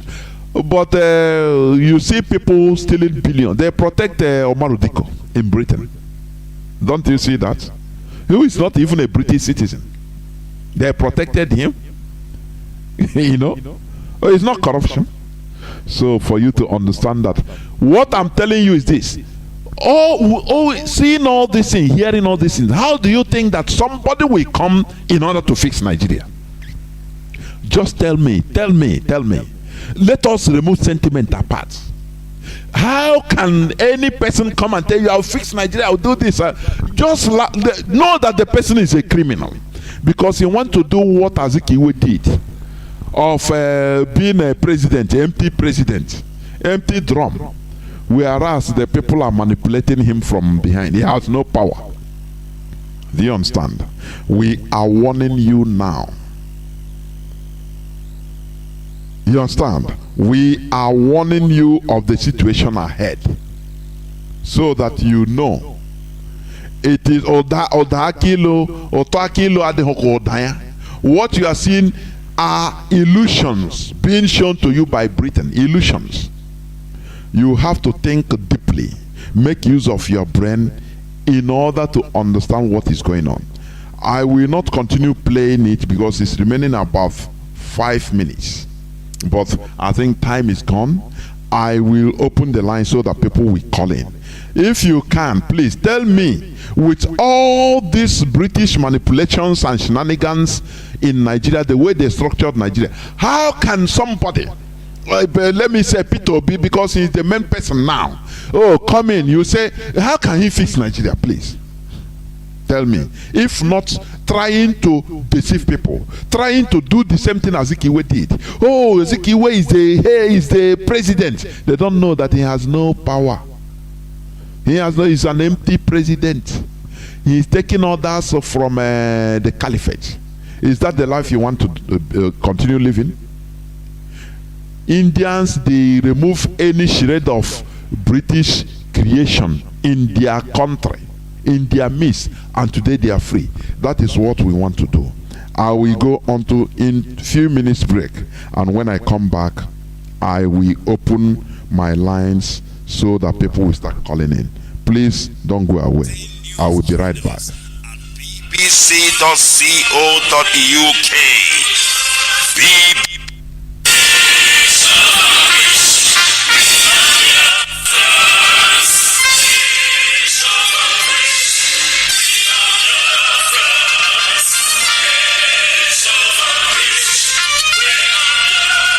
Biafra worldwide phone campaign alert continues. BBC, a propaganda machine and racist media set up by the Great Britain to oppress the oppressed people of Biafra. BBC, your media war propaganda of 1967 that led to the genocide of over 3.5 million Biafrans, men, women, and children, did not stop us. Do you know why? Because we are the sons and daughters of the great lion from the tribe of Biafra. Our minds are made up. Your shenanigans, antics, and fake gutter media will not stop us either. We must and shall restore Biafra. Biafra worldwide phone call campaign alert continue. Now pay close attention. Be polite when you call BBC and use the following prompt when you call. Hello, my name is. You tell them your name.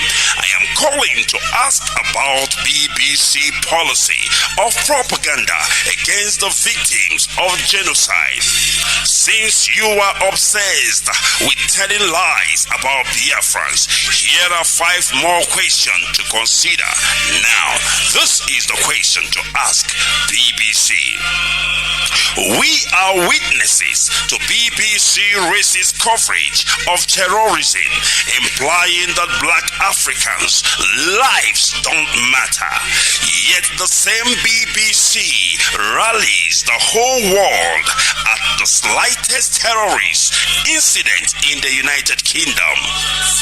Here is the second question.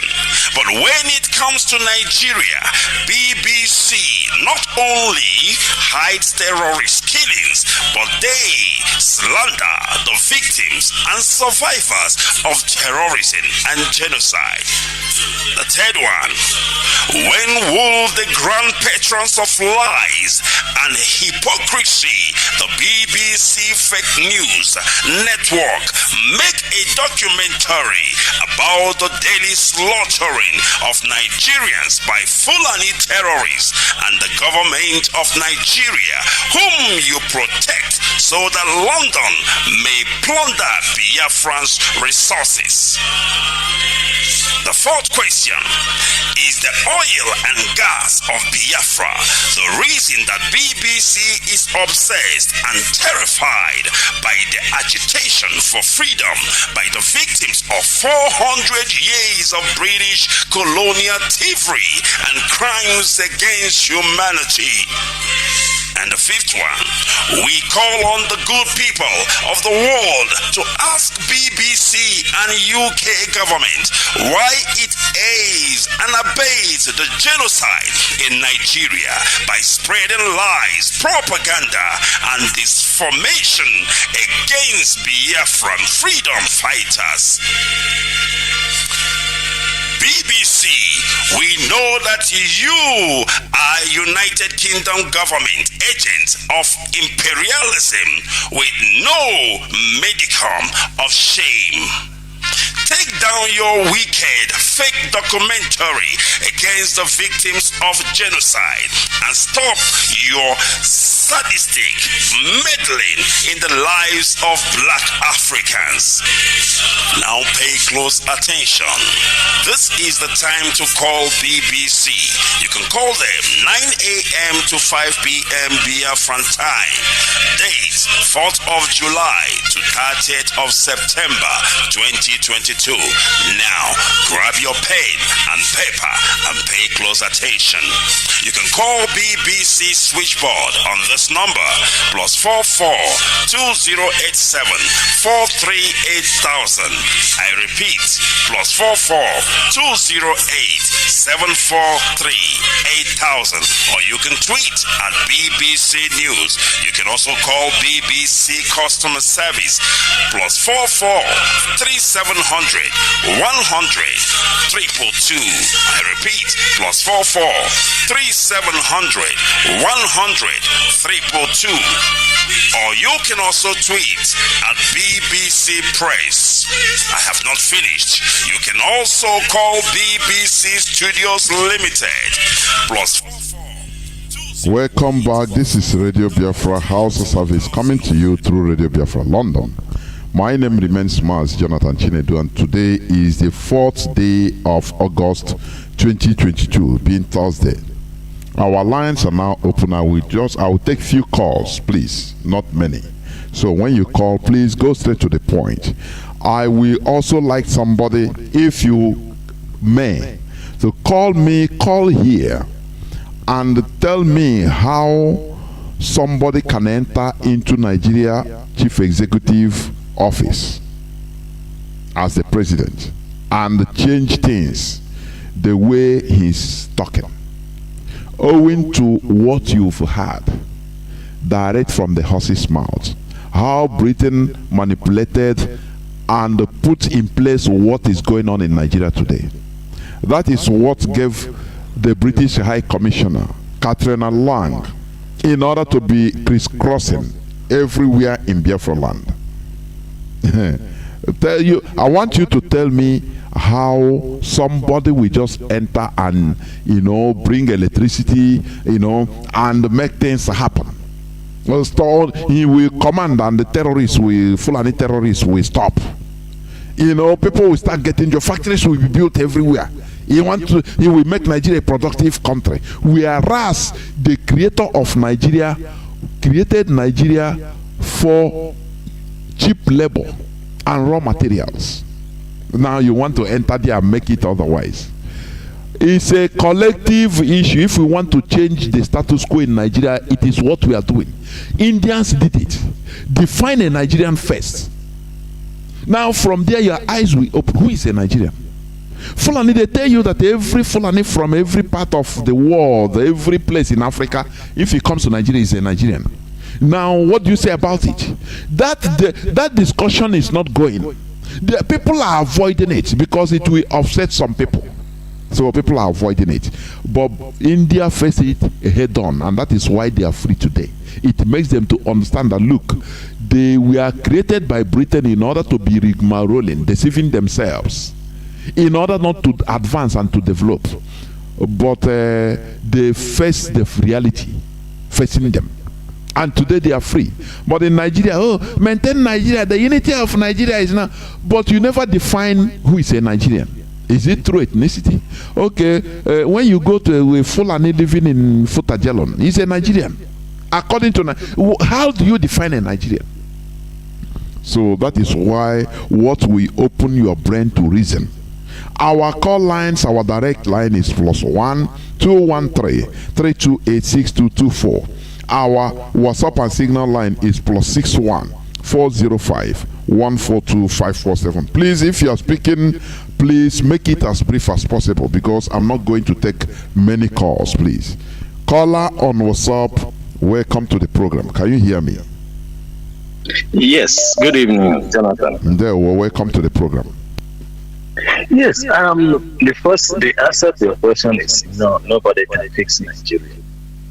However, the issue here for IPOB is it's not whether they fix Nigeria or not, but what we do. For my own understanding is that we don't have the Saudi Arabians or the Islamic organization to sponsor us, but we do have the brain. And so, if during this period of what I call interlude in their presidency, whether it is Obi or whoever, and we utilize it properly, appropriately, then we can face them as soon as they come with vengeance, because actually they will come with vengeance as soon as Obi gets off or they ease him off. So that is my own thinking. And in any case, I don't see any other way to Nigeria except to gradual falling, or maybe they're kicking the can down the line.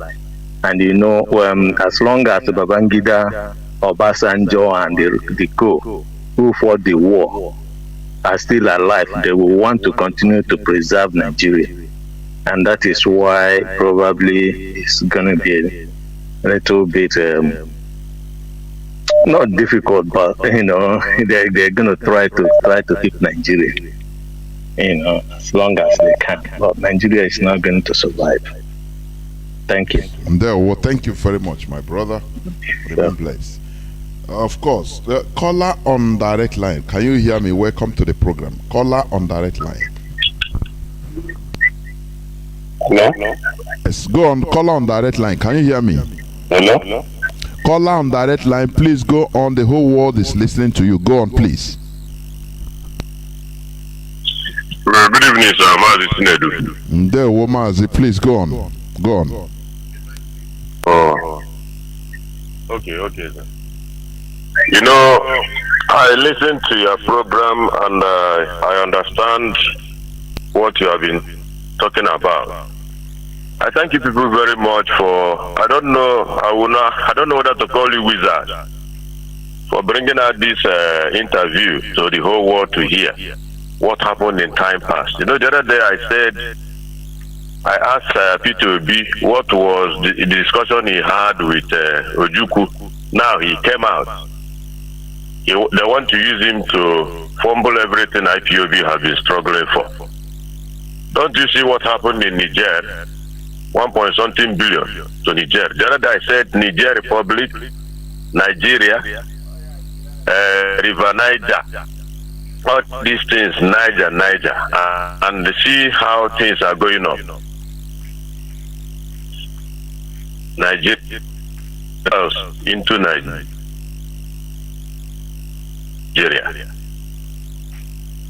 Tells him to again that he should rethink and come down from whatever he's thinking that he can do in this country. He's not going to succeed.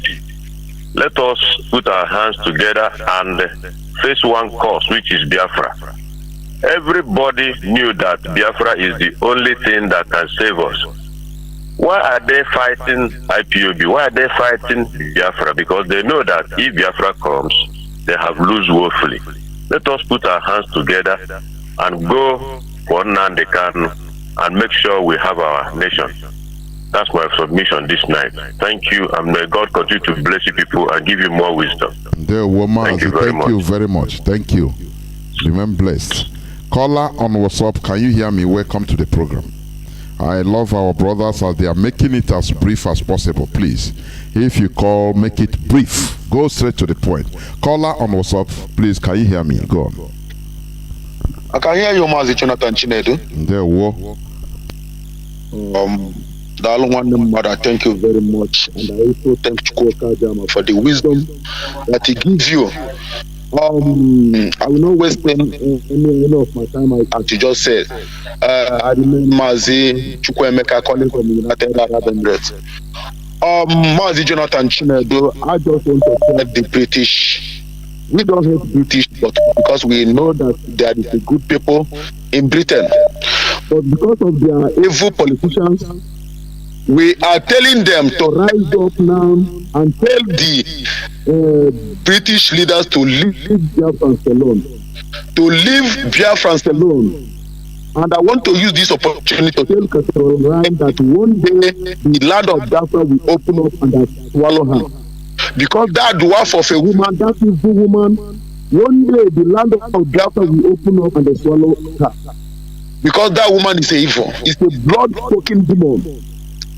And we are telling the British to leave Biafrans alone. Leave Biafrans alone. You are not the one that created us. We are wiser than you people. It's only that these useless people in our land that call themselves politicians and others have made themselves a slave to you people. Leave Biafrans alone. Leave Biafrans alone. We are wiser than you, Britain. We know what you know more than you people. Leave Biafrans alone. Leave Biafrans alone before it's too late. Mazi Jonathan, I'm not asking this now because these Britain have think that they are God to us. They think that they are God to us. And they are. Let us face the reality. They are God to us until we prove otherwise. We prove equality, which is what IPOB is doing. Acting, not only talking, but acting also. Otherwise, they are God. They are God. They are God. You see, the caliphate take them as gods. They are. Until we destroy the structure they put in place to hold us down. That is it.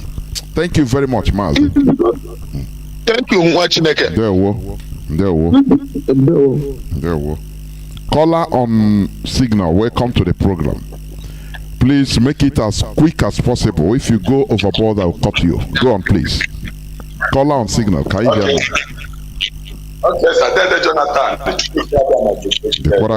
I'm sorry, Jonathan.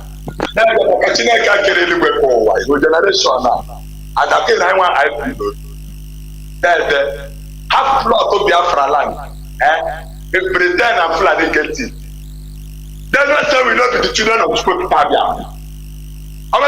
Then Jonathan, whoever be the Pocho, Biafra is reality now. Who will stop us from living? After all, we are Biafrans, and this is our own land.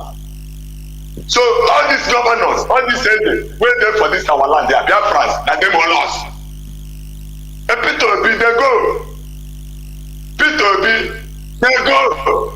Come carry us, don't hand over Fulani. Then the chicken, okay, then the chicken, go carry us, then I go first back and be Simon released the Jew. And the first address, chapter 5, and the first address, chapter 6. Then, if you not say you be Biafra all over the world, begin the plan on how to come back home. Then Jonathan, then the Kanu said it. If we don't support Biafra, before you enter flight and enter here, the Biafra is coming now. Always stop us. Britain is about to see her. Nonsense. Biafrans. So chicken, then the chicken, they say, oh, don't try to get then the chicken, they say. I said, we must leave this land for our children. Our children will live it for their children. We should get him and go. We should start him from their friends. Okay, my son, I just a Kanu is a Fulani. I don't just a Kanu is telling us it's not the son of our killer. I'm just that is a Kanu standing with me. I'm not just a process from our side. You say it's a pastor, the guy got Fulani. And then the chicken, there's a truck ever since because and then I came out to chapter 6 Then the Jonathan, back to chapter 6. Biafrans, all the money, all the properties to get anywhere. Get it. Even if you abandon it and let us get our land. And then because of your property that we will lose our land. Store your riches in heaven, which is Biafra land. It will be safe for you. And the Jesus Christ pray, take it. You pastors. You bishop, you Monte bishop, because of your people, Chukwu has mentioned that our leaders in the house of because of your people, Santakayibo. Dara, then the chapter, wake up, what's up, Biafra is peace. The Fulani give us all down, finally, then the Jonathan, Makachina, we turn this outside. This word, Biafra. I left life to the parish. I said, let's bring our leader out and let us see scratch on his body. We're going to Mazi, thank you very much. Thank you very much. We must continue what we are doing. Caller on WhatsApp, welcome to the program. Can you hear me? I hate these threats. Every time threat will do this. You want to see scratch in our leader? Please let us be reasonable. Go on, Mazi. Caller on WhatsApp. Can you hear me? Welcome to the program. Yes, you can hear you. Yeah, well, go on, please. Make it as brief as possible. Yeah, Mazi Jonathan. So that I will Let me pray for our leader. Just short a prayer. May Almighty God be with our leader and never allow the enemy to near him and neither to touch him, neither to make him to change his mind toward the work I've given to him, and may Chukwu bring him out sooner than later for him to finish the job he has given to him. I pray in the name of our Lord Master Jesus. Amen. Mazi Nathan, I thank you today. It's like you are more hot today than yesterday because P2B is a hard criminal. As you said, there is no any other thing to compare him. He's a hard criminal because he is not near the people who will ask him hard questions. Only where he's going is to Yoruba media, who is not asking him the real thing, that the real problem of Nigeria. I think in Igbo adage we say, they cannot ask him what of this mentality of that God have given them.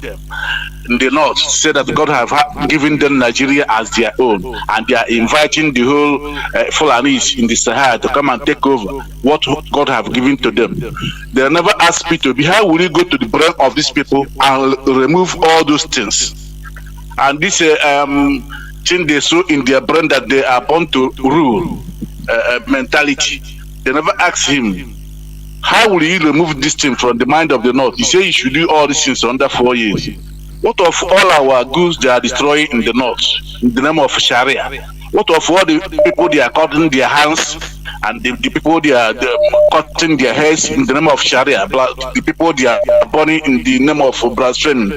How will you stop all these things in 4 years? How are you going to do this? They are not asking him all these hard questions. A man and woman cannot walk on the street in the North. They cannot sit in the same cyclist or keke because is not allowed, and we are still in the same one Nigeria. They never ask him, how are you going to settle all this? What of all this about 60 million people? They say that they are internal displaced people. They say ID camp or what? In Middleburg. They are still living in those camps till today. And the people who displaced them are living in their villages, taking out their signboards and put another signboard and put another names of their choice. And they have senators, they have House of Representatives, they have this and that in Abuja, but they never talk of it even for one day, that their people are no more living in their villages, that their people are in the camp. And Peter Obi never tell people, how are you going to remove those people back to Sahel and return people in internal displaced camp to their villages? They are not asking him this question, but this is the main problem of Nigeria. He just going around talking another thing. We will make China GDP, Hong Kong GDP, Indonesia GDP. Before the war, we are bigger than them, and now confusing people. He is a hardened criminal. I just encourage Biafra anywhere they see him. It's better they stone him. If he don't want to hear what people are talking about, put us stone him as we stone criminals. This is my contribution this night. I don't want to talk because I become too much angry now. Thank you and God bless you. Bye for now. Thank you. When somebody like Obasanjo starts supporting Peter Obi, you know that there is something fishy. You know, Obasanjo, he said, give Peter Obi 4 years and Biafra agitation will die a natural death. You know, they calculate and think that it is like that. It's only few people that understands. IPOB, we are hardcore. It doesn't matter your sentiments. You are being remote controlled through your sentiments. You know, this is not 1950s when and 60s when Azikiwe will deceive people. Also, people were clapping for him, not knowing the secret intention of what is going on against us, the people. Is it not what we are suffering today? We will never allow somebody to come and do the same thing again. As you say, he is a hardened criminal. British intelligence service called him and give him revelation of his corrupt criminal activities in the past. They hold everything. And now they use it, they say, come, go, just to calm IPOB down, we will help you. And that is what he's doing. He know it. He know it. This is not 1950s and 60s when people didn't think. We are sentimental. Today we calculate. Even if Peter Obi entered there, or in the next 4 years, after 4 years, what he goes out, how are you going to be? Have you thought about after 4 years? Have you? Okay, I be bender, Mechi, People's Club, Oliver the Cook. As people without no direction, no magnitude. Is that what you want us to continue being? No, we said no.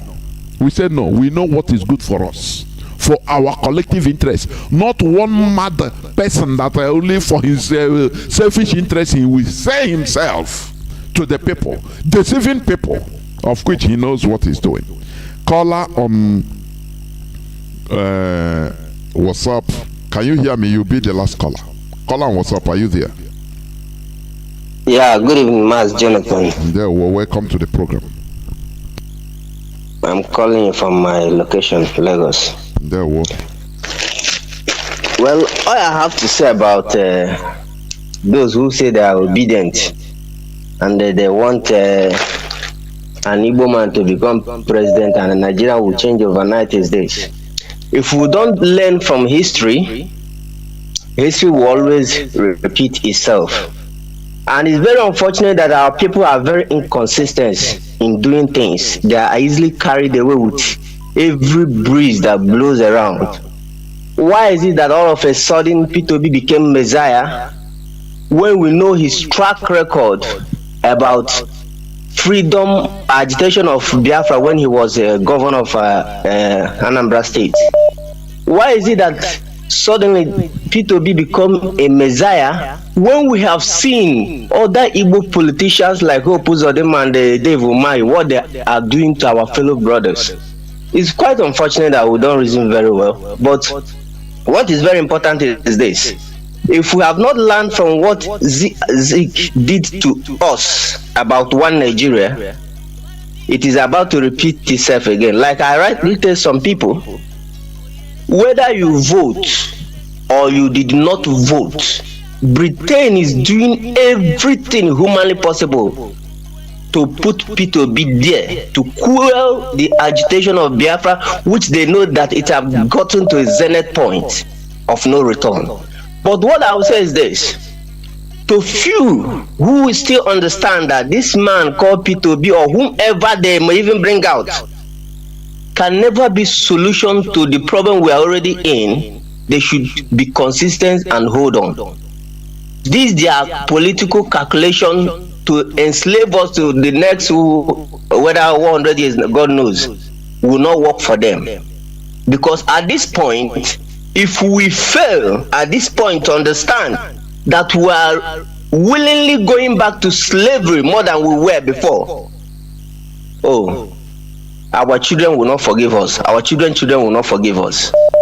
But I also pray that God will give IPOB leadership and the DOS the understanding to walk a way out on this kind of nonsense that we are in now. Because if you're in this country and you know how the trend is going, you know that our people have been taken away. It's the only few people. I've taken my personal time to interview our people on their mind and everything about people. They will say, if you cannot get this one, at least we should be able to get this one. As though this is an alternative to Biafra.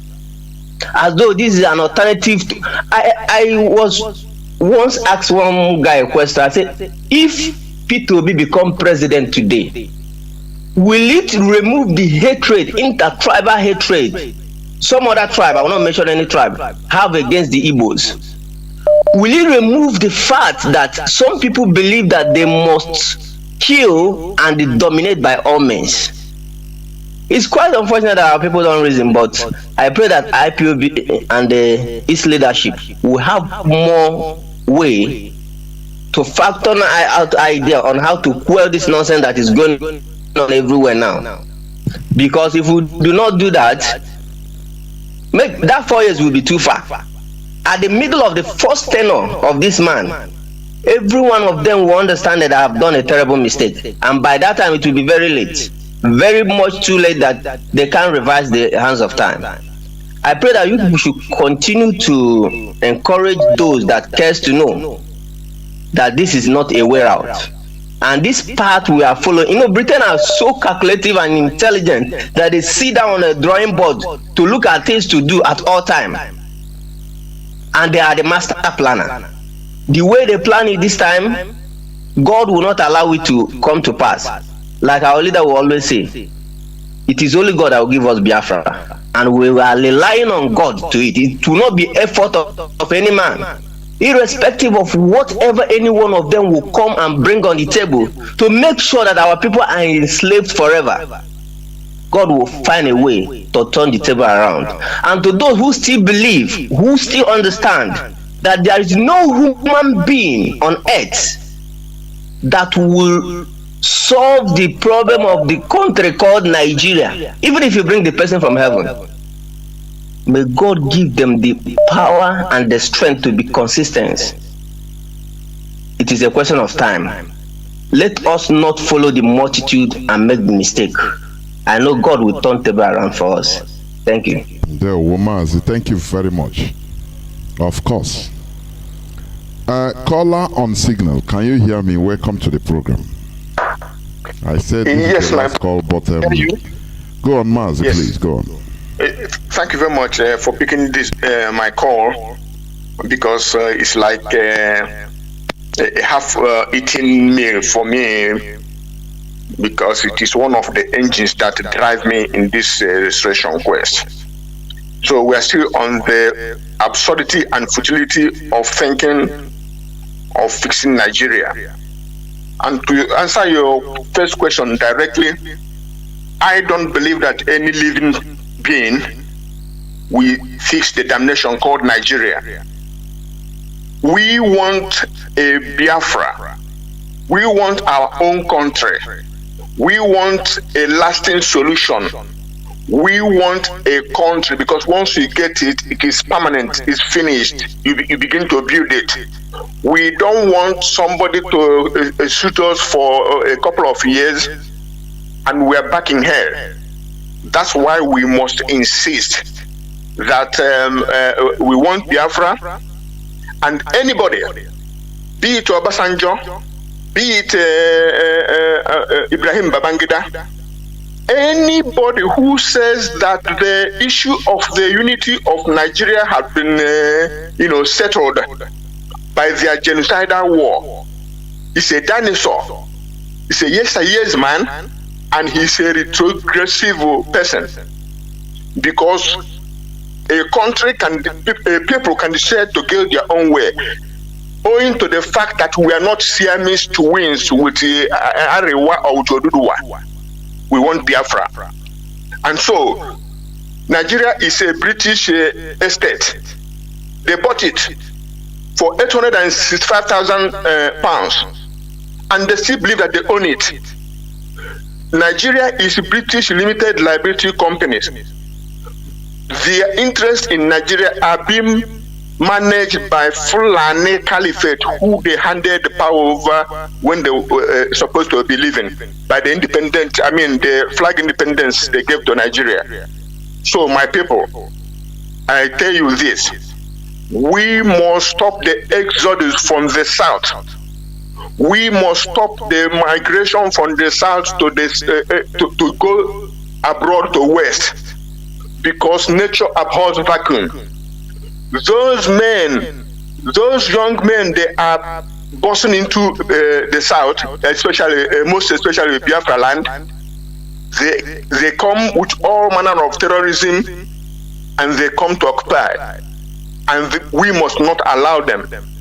So our people must do what is needful to restore Biafra, instead of to go to another man's country to waste away.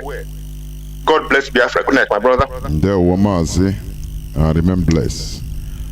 This is where I'm going to end this program. People are calling, but please, I will not be able to take other calls, as I've said, please. There is something personally I don't like. Let me express it here. That is why sometimes the call of this, our brother, Okochukwu Eziko, I used to, when he goes overboard, for me, I cut it. I heard open threat. Oh, if our leader is scratched, if they kill our leader, stop that. That is, for me, that is arrant nonsense. I'm telling you. People think that what we are doing is a joke. You can talk anything. That is, we have passed that stage, please. We have passed that stage. Threatening, you could be seen as a joke. You want our leader to be killed or what? Even ordinary, this protest that is going on against Ebubago, did you come out there? That is, you call, I'm here now, I'm here, it is happening in your domain, That is what I want to hear, not and I hate that. It makes jest of what you are doing. I hate it, honestly. We must continue towards ending this program. That is the reality. But before there is one news. August 3, 2022, Zamfara governor, 5 other Nigerians bag national award in Niger Republic. That is what I'm seeing now. That is why this national discourse should begin. Who is a Nigerian? Why is a Zamfara governor that is aiding and abetting terrorism now he's bagging national award in Niger Republic? You know, Nigeria is dying financially anyhow, and they are busy building Niger Republic. Now, what are you talking about? If we talk about Biafra, they say bring them, kill them, this and that. We want one Nigeria. Now, one Nigeria, they are going to Niger and, you know, and building Niger. What type of senseless people are Nigerians? I am asking. What type of senseless Nigerians are? What type of senseless human beings are Nigerians? The Fulani, they do everything. You know, the governor of Niger, when you see him, he's even an Arab. Do you understand? He's maybe a Tuareg. He's an Arab. Bello Mohammed, okay. Mohammed Bazoum, the president of Niger Republic. They are honoring their own. Because, as somebody said, Nigeria is just the assets of the Fulani Caliphate. It's their assets. Niger Republic, everything there is. Oh, Chineke Kwenayojo, how the indigenous people in Nigeria are so stupid and hopeless. Fulani are shitting on everybody's head. If you want to rise up, they will come and bribe you with one political position because they know you are buyable. They know you are very cheap. You lack integrity, and you start talking from both sides of your mouth. We should destroy this British enclave, British created enclave, so that we advance. We should follow the footsteps of India. I'm saying it, I'm repeating it. We should follow the footsteps of India. India removed Britain systematically by destroying the structure put in place by Britain. Do you understand? Remove the ones, the amalgamation they did. They amalgamated Sri Lanka, Pakistan, Burma, all. Look at even in Tamil, in is it what do they call it? Kashmir. There is still problem there because of the actions of Britain.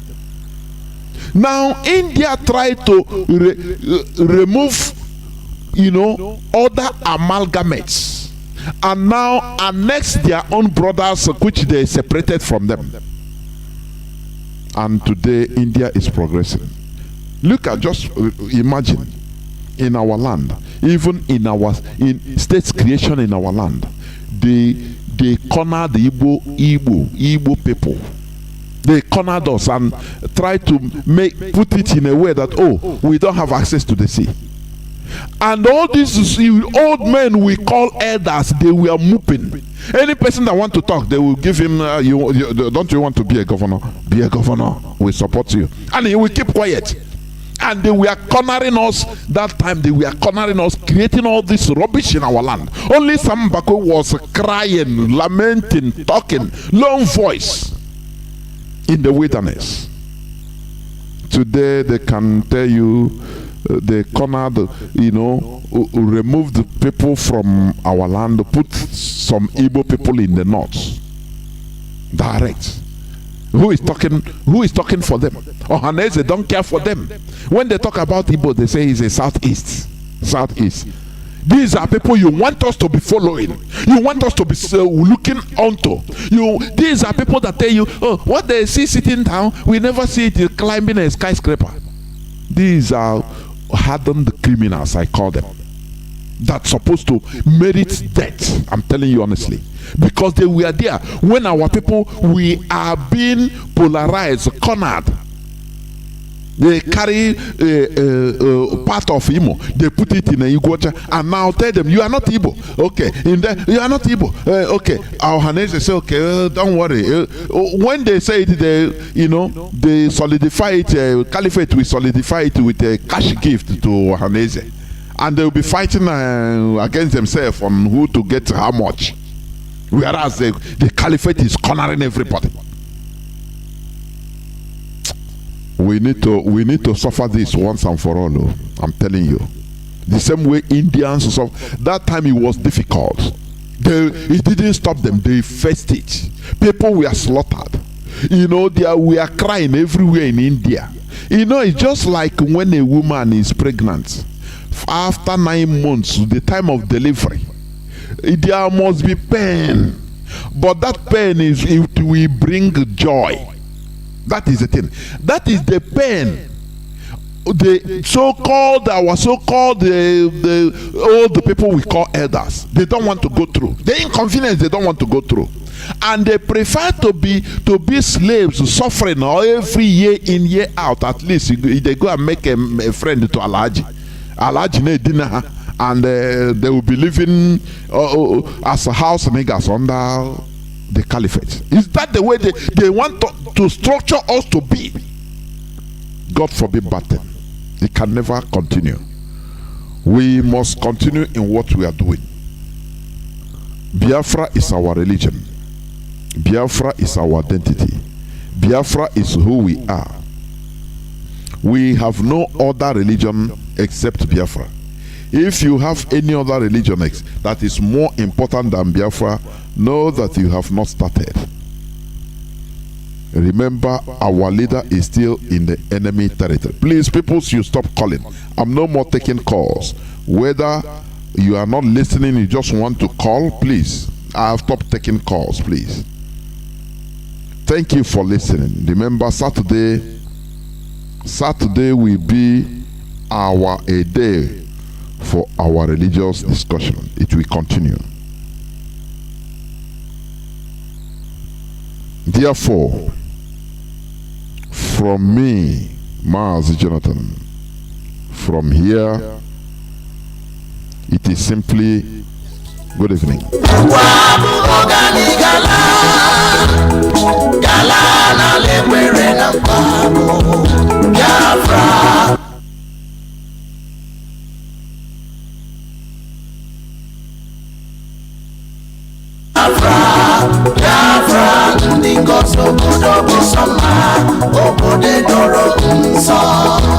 The land of the rising sun is a home of the Biafrans. The fire of the eastern land is a promised land, a blessed land on the Chupagama. Ebeka konusi Biafra, Ebeka konusi Biafra, Kaimara Biafra, Kanebo Sogamiri, Kaimara Biafra, Kanebo Sogamiri, Biafra, Kanebo Sogamiri, Anijala,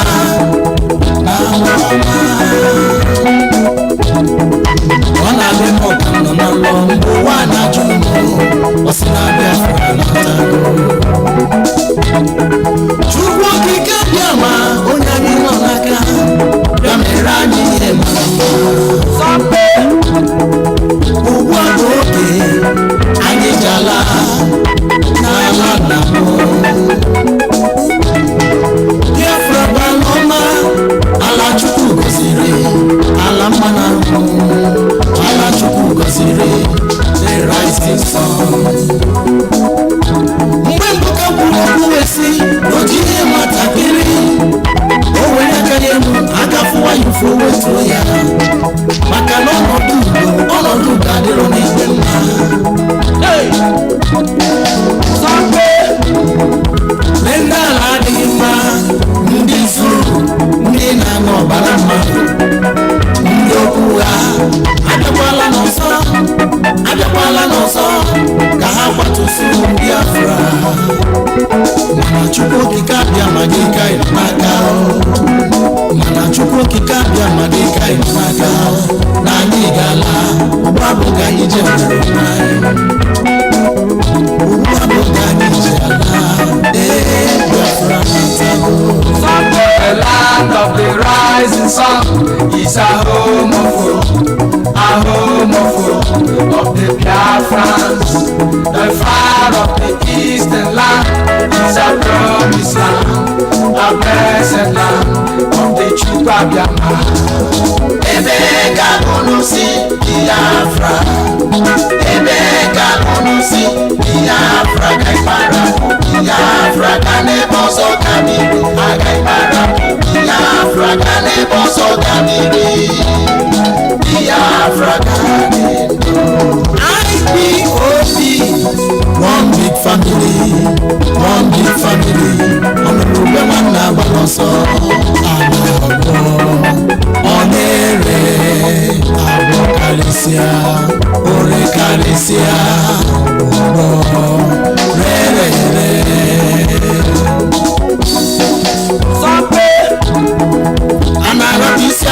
n'ụwa wee gbawa n'ụrịa gaa mmiri mara ụga sawa ụga anyị mara ọnọdụ ọ dịrọ n'ebe mma mmiri bụ nke anyị ọ ga-abụ nke anyị na njedebe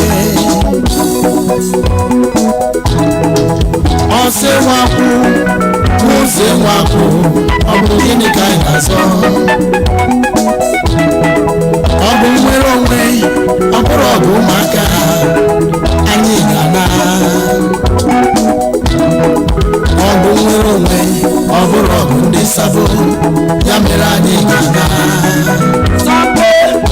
Pharaoh, let my people go. Pharaoh, let my people go. Pharaoh, opportunity. Mana mgbe nsogbu ga-abịa n'ala ndị Zulu ha ga-arịọkwa anyị arịrịọ Pharaoh, let my people go. Pharaoh, let my people go. Pharaoh, opportunity. Mana mgbe nsogbu ga-abịa n'ala ndị Zulu ha ga-arịọkwa anyị arịrịọ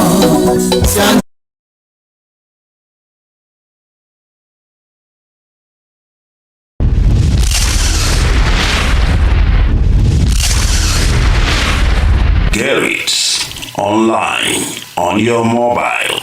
This is IPOB Community Radio, Radio Biafra, the first and the last.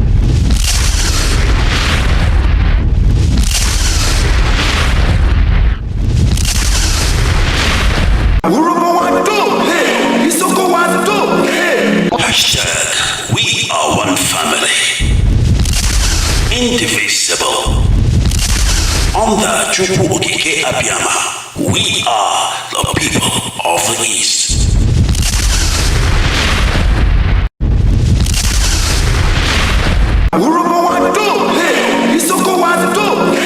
Hashtag, we are one family.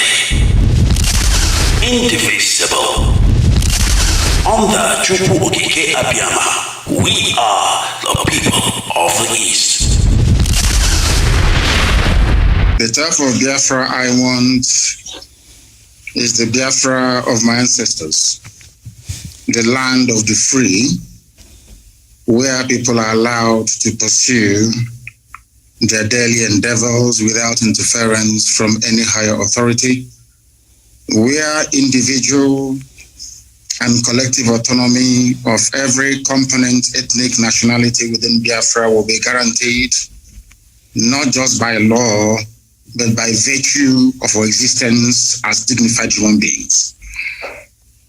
A Biafra that will be demilitarized, a Biafra that will be forward-looking, innovative, creative, run on clean, green energy, not reliant on gas or petrol. A Biafra where the police will not bear any arms. A Biafra where people can live and die and you will not see an armed soldier anywhere around you. A genuine republic, a land belonging to the people. We are going to cement this in the way we structure our society. A Biafra that will attract inward investment. A Biafra that will consider every necessity of life as being a human right. Not just in words, but in deed. A Biafra where there will be no strife, no rancor. A Biafra where all men and women will be equal, regardless of their religion, their sex, their creed, their orientation. A Biafra that will maintain open borders to every black soul on the face of this very earth. I do admit that geographically, in terms of landmass, we may not be that huge. The Biafra will operate, or should I say, run an open door policy. Every black person on the face of this earth will be an honorary citizen of Biafra, as long as you're not tainted by terrorism. That is the type of Biafra we want to run. A Biafra where Europeans will sit back and say, we never knew that such innovation and creativity will be possible. A Biafra that, should I say, the likes of Rwanda is a forerunner to. because today they are doing very well as well. That is the type of nation we are going to build. A truly democratic nation, not through the force of arms, but through dialogue and negotiations at all times. Nobody's going to lord it over anybody else.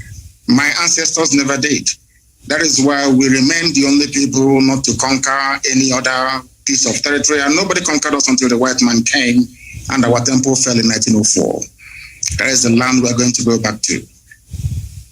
A Biafra of very many nations, a Biafra of autonomous nations within, governing themselves according to their own rules, where nobody will sit at the helm of power and dictate for others what to do. And we are going to accomplish it by the grace of God Almighty in heaven. Now, I know that constant references are being made to Southern Sudan. But I want to let people understand that even after the USA became free from British colonial rule, they also went through a very bitter civil war. And that did not stop them today from becoming preeminent in every sphere of human endeavor, militarily, economically, socially, in every way. So I do believe that is why I said, and I have said this repeatedly, I will never ever lead Biafra politically. Once Biafra is restored, my job is done. I want to be able to prove to our people what sacrifice means, so that those who will come after us will know how to treat our people with respect and with dignity. The thing about Africa is somebody gets into power and they want to stay there forever and ever, see if there is something in it. The little work that I'm doing for Biafran people is very tiring, very, very stressful. Sometimes I don't even know how these presidents manage to sleep. Maybe they don't love their people that much. If you love your people, you cannot sleep at night. Any president in Africa who's not suffering from high blood pressure, you are not sick. That means you're doing something wrong. You're not doing what you're supposed to do. If you're concerned about your people, then I expect you to be very ill at all times. So that is the type of Biafra that we need. That's the type of Biafra we're going to have. A type of Biafra where the wealth, well-being of Sub-Saharan Africa flows from. And I can assure you we are going to deliver it. We will deliver it. The Pan-Africanism that we talk about is going to start from Biafra, because mind, I did not say that we're just going to have Biafra and then we shut up all the borders. No. What we want to do is to return to our organic political cultural arrangement. Should Biafrans wake up the next day to say, oh, we want to be the same country with Oduduwa, all well and good. Should Biafrans wake up and say, oh, we want to expand into Amazonia, all well and good. As long as you take the consent of the people with you, this nonsense that the Europeans did in Africa, we want to reverse it. That God Almighty heaven may look down and be very proud to say that at last, I have people who are after my heart, and that's what we intend to do with Biafra. Thank you very much.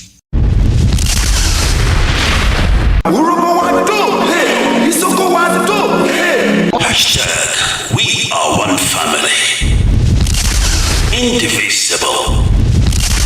Under Chukwu Okike Abiyama, we are the people of the East.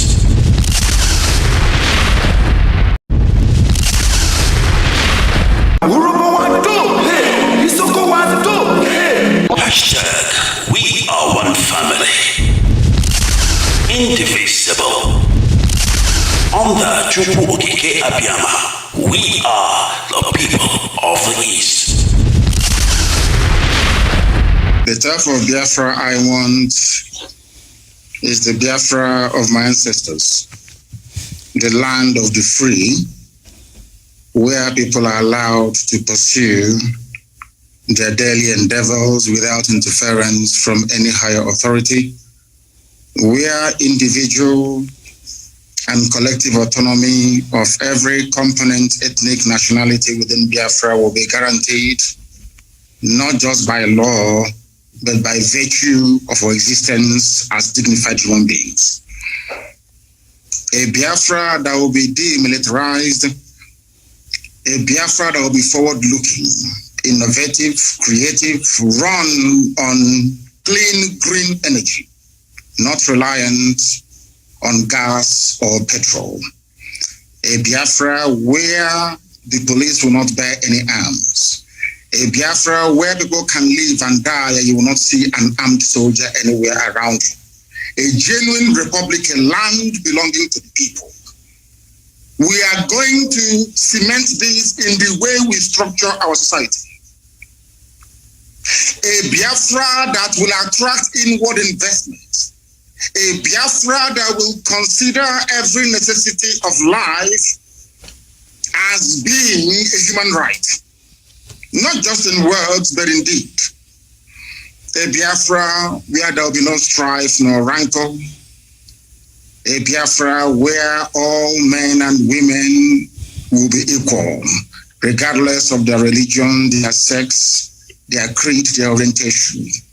A Biafra that will maintain open borders to every black soul on the face of this very earth. I do admit that geographically, in terms of landmass, we may not be that huge. The Biafra will operate, or should I say, run an open door policy. Every black person on the face of this earth will be an honorary citizen of Biafra, as long as you're not tainted by terrorism. That is the type of Biafra we want to run. A Biafra where Europeans will sit back and say, we never knew that such innovation and creativity will be possible.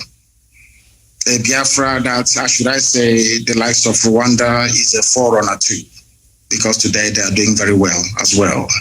That is the type of nation we are going to build. A truly democratic nation, not through the force of arms, but through dialogue and negotiations at all times. Nobody's going to lord it over anybody else. My ancestors never did. That is why we remain the only people not to conquer any other piece of territory, and nobody conquered us until the white man came and our temple fell in 1904. That is the land we're going to go back to. A Biafra of very many nations, a Biafra of autonomous nations within, governing themselves according to their own rules, where nobody will sit at the helm of power and dictate for others what to do. And we are going to accomplish it by the grace of God Almighty in heaven. Now, I know that constant references are being made to Southern Sudan. But I want to let people understand that even after the USA became free from British colonial rule, they also went through a very bitter civil war.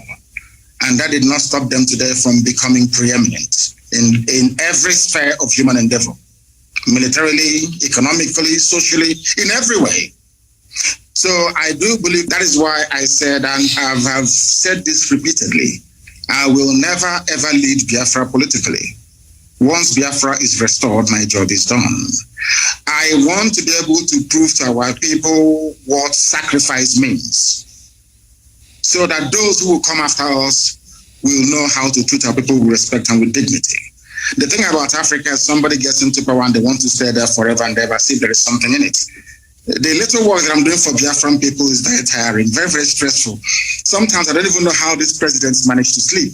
Maybe they don't love their people that much. If you love your people, you cannot sleep at night. Any president in Africa who's not suffering from high blood pressure, you are not sick. That means you're doing something wrong. You're not doing what you're supposed to do. If you're concerned about your people, then I expect you to be very ill at all times. So that is the type of Biafra that we need. That's the type of Biafra we're going to have. A type of Biafra where the wealth, well-being of Sub-Saharan Africa flows from. And I can assure you we are going to deliver it. We will deliver it. The Pan-Africanism that we talk about is going to start from Biafra, because mind you, I did not say that we're just going to have Biafra and then we shut up all the borders. No. What we want to do is to return to our organic political cultural arrangement. Should Biafrans wake up the next day to say, oh, we want to be the same country with Oduduwa, all well and good. Should Biafrans wake up and say, oh, we want to expand into Amazonia, all well and good. As long as you take the consent of the people with you, this nonsense that the Europeans did in Africa, we want to reverse it. That God Almighty heaven may look down and be very proud to say that at last, I have people who are after my heart. And that's what we intend to do with Biafra. Thank you very much.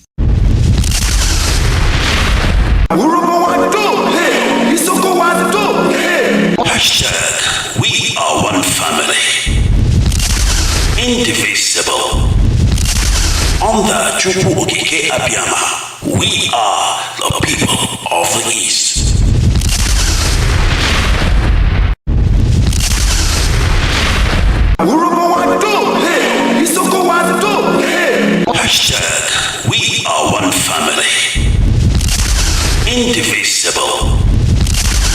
under Chukwu Okike Abiyama. We are the people of the East.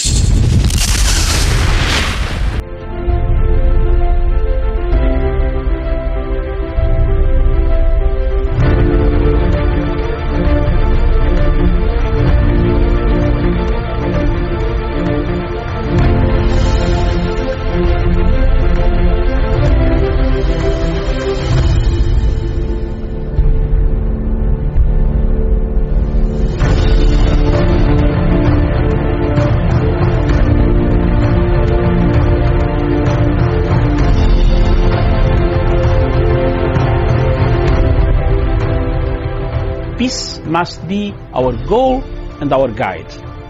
And all that we strive for as a human family, dignity and hope, progress and prosperity, depends on peace.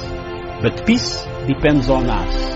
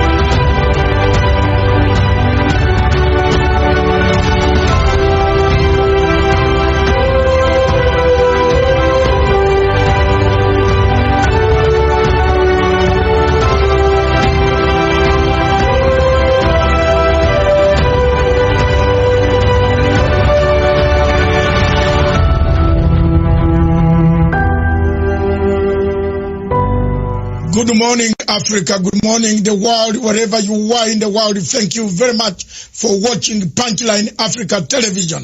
This is the only television in the world, in Africa, in sub-Saharan Africa, that talks about Africa. What ails Africa? What kills Africa? Where are we? Why are we the continent with perennial conflicts? Why are our people abusing human rights? Why are people being killed? Why is there Boko Haram? Why is there Al-Shabaab? Why is there a war in northern Mozambique? Today from Cairo to Cape Town, Dar es Salaam to Lagos, Lagos to Abuja, Abuja to Port Harcourt, Gabon. Today from Maputo to Rwanda, Kinshasa, Accra, Tripoli.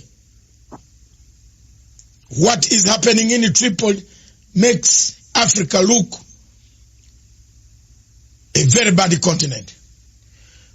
My show this morning is a simple show. I'm going to see what we can do for Africa. I have stood firm for the last 5 years. I've stood firm on this television station, stood by the people of Biafra. I am not going to be intimidated, but I will ask the questions that are supposed to be asked. General Buhari has not answered my questions for the last 5 good years. I have sent messages for them to answer why people in that great nation of Africa, with a population of 220 million people, why are people dying? Why are human rights abuses taking place? Why are tribes, the Fulani killing the Igbo, Christians being killed by Islamists, Boko Haram taking people, killing people day and night, abducting young girls who should be in school. I want General Buhari. I am also a general. I left the army with a rank lower than yours, but in the rank of a brigadier general by rebel activities that I've conducted worldwide to struggle, the struggle for my country. We shook hands and we left. But I want to ask a question. Why have you left Nigeria to collapse an economic big hub for the people of Africa? We look at you with the huge population, and you are there as a president, claiming to be a president. That you have no moral authority. You promised people in your first term, General Buhari, that you will finish Boko Haram in 100 days. Are you part of Boko Haram? These are the questions that I want to put across. Our television station wants people to understand why Nigeria is collapsing, why Nigeria is disintegrating. Is there a state called Nigeria anymore? Because I don't see it. It has fallen to bandits, hostage takers, kidnappers, Boko Haram, people coming, corruption, people coming in the southeast killing people. The people of Onitsha. I have a friend in Onitsha who always documents everything. And by the way, Buhari, I'm also an international lawyer. I'm waiting for Fatou Bensouda to leave the scene. If they have spared you there, I'm going to take you there. I have a right as a citizen, as a member of the United Nations, as a member of International Criminal Court. My country has signed a signatory to ICC.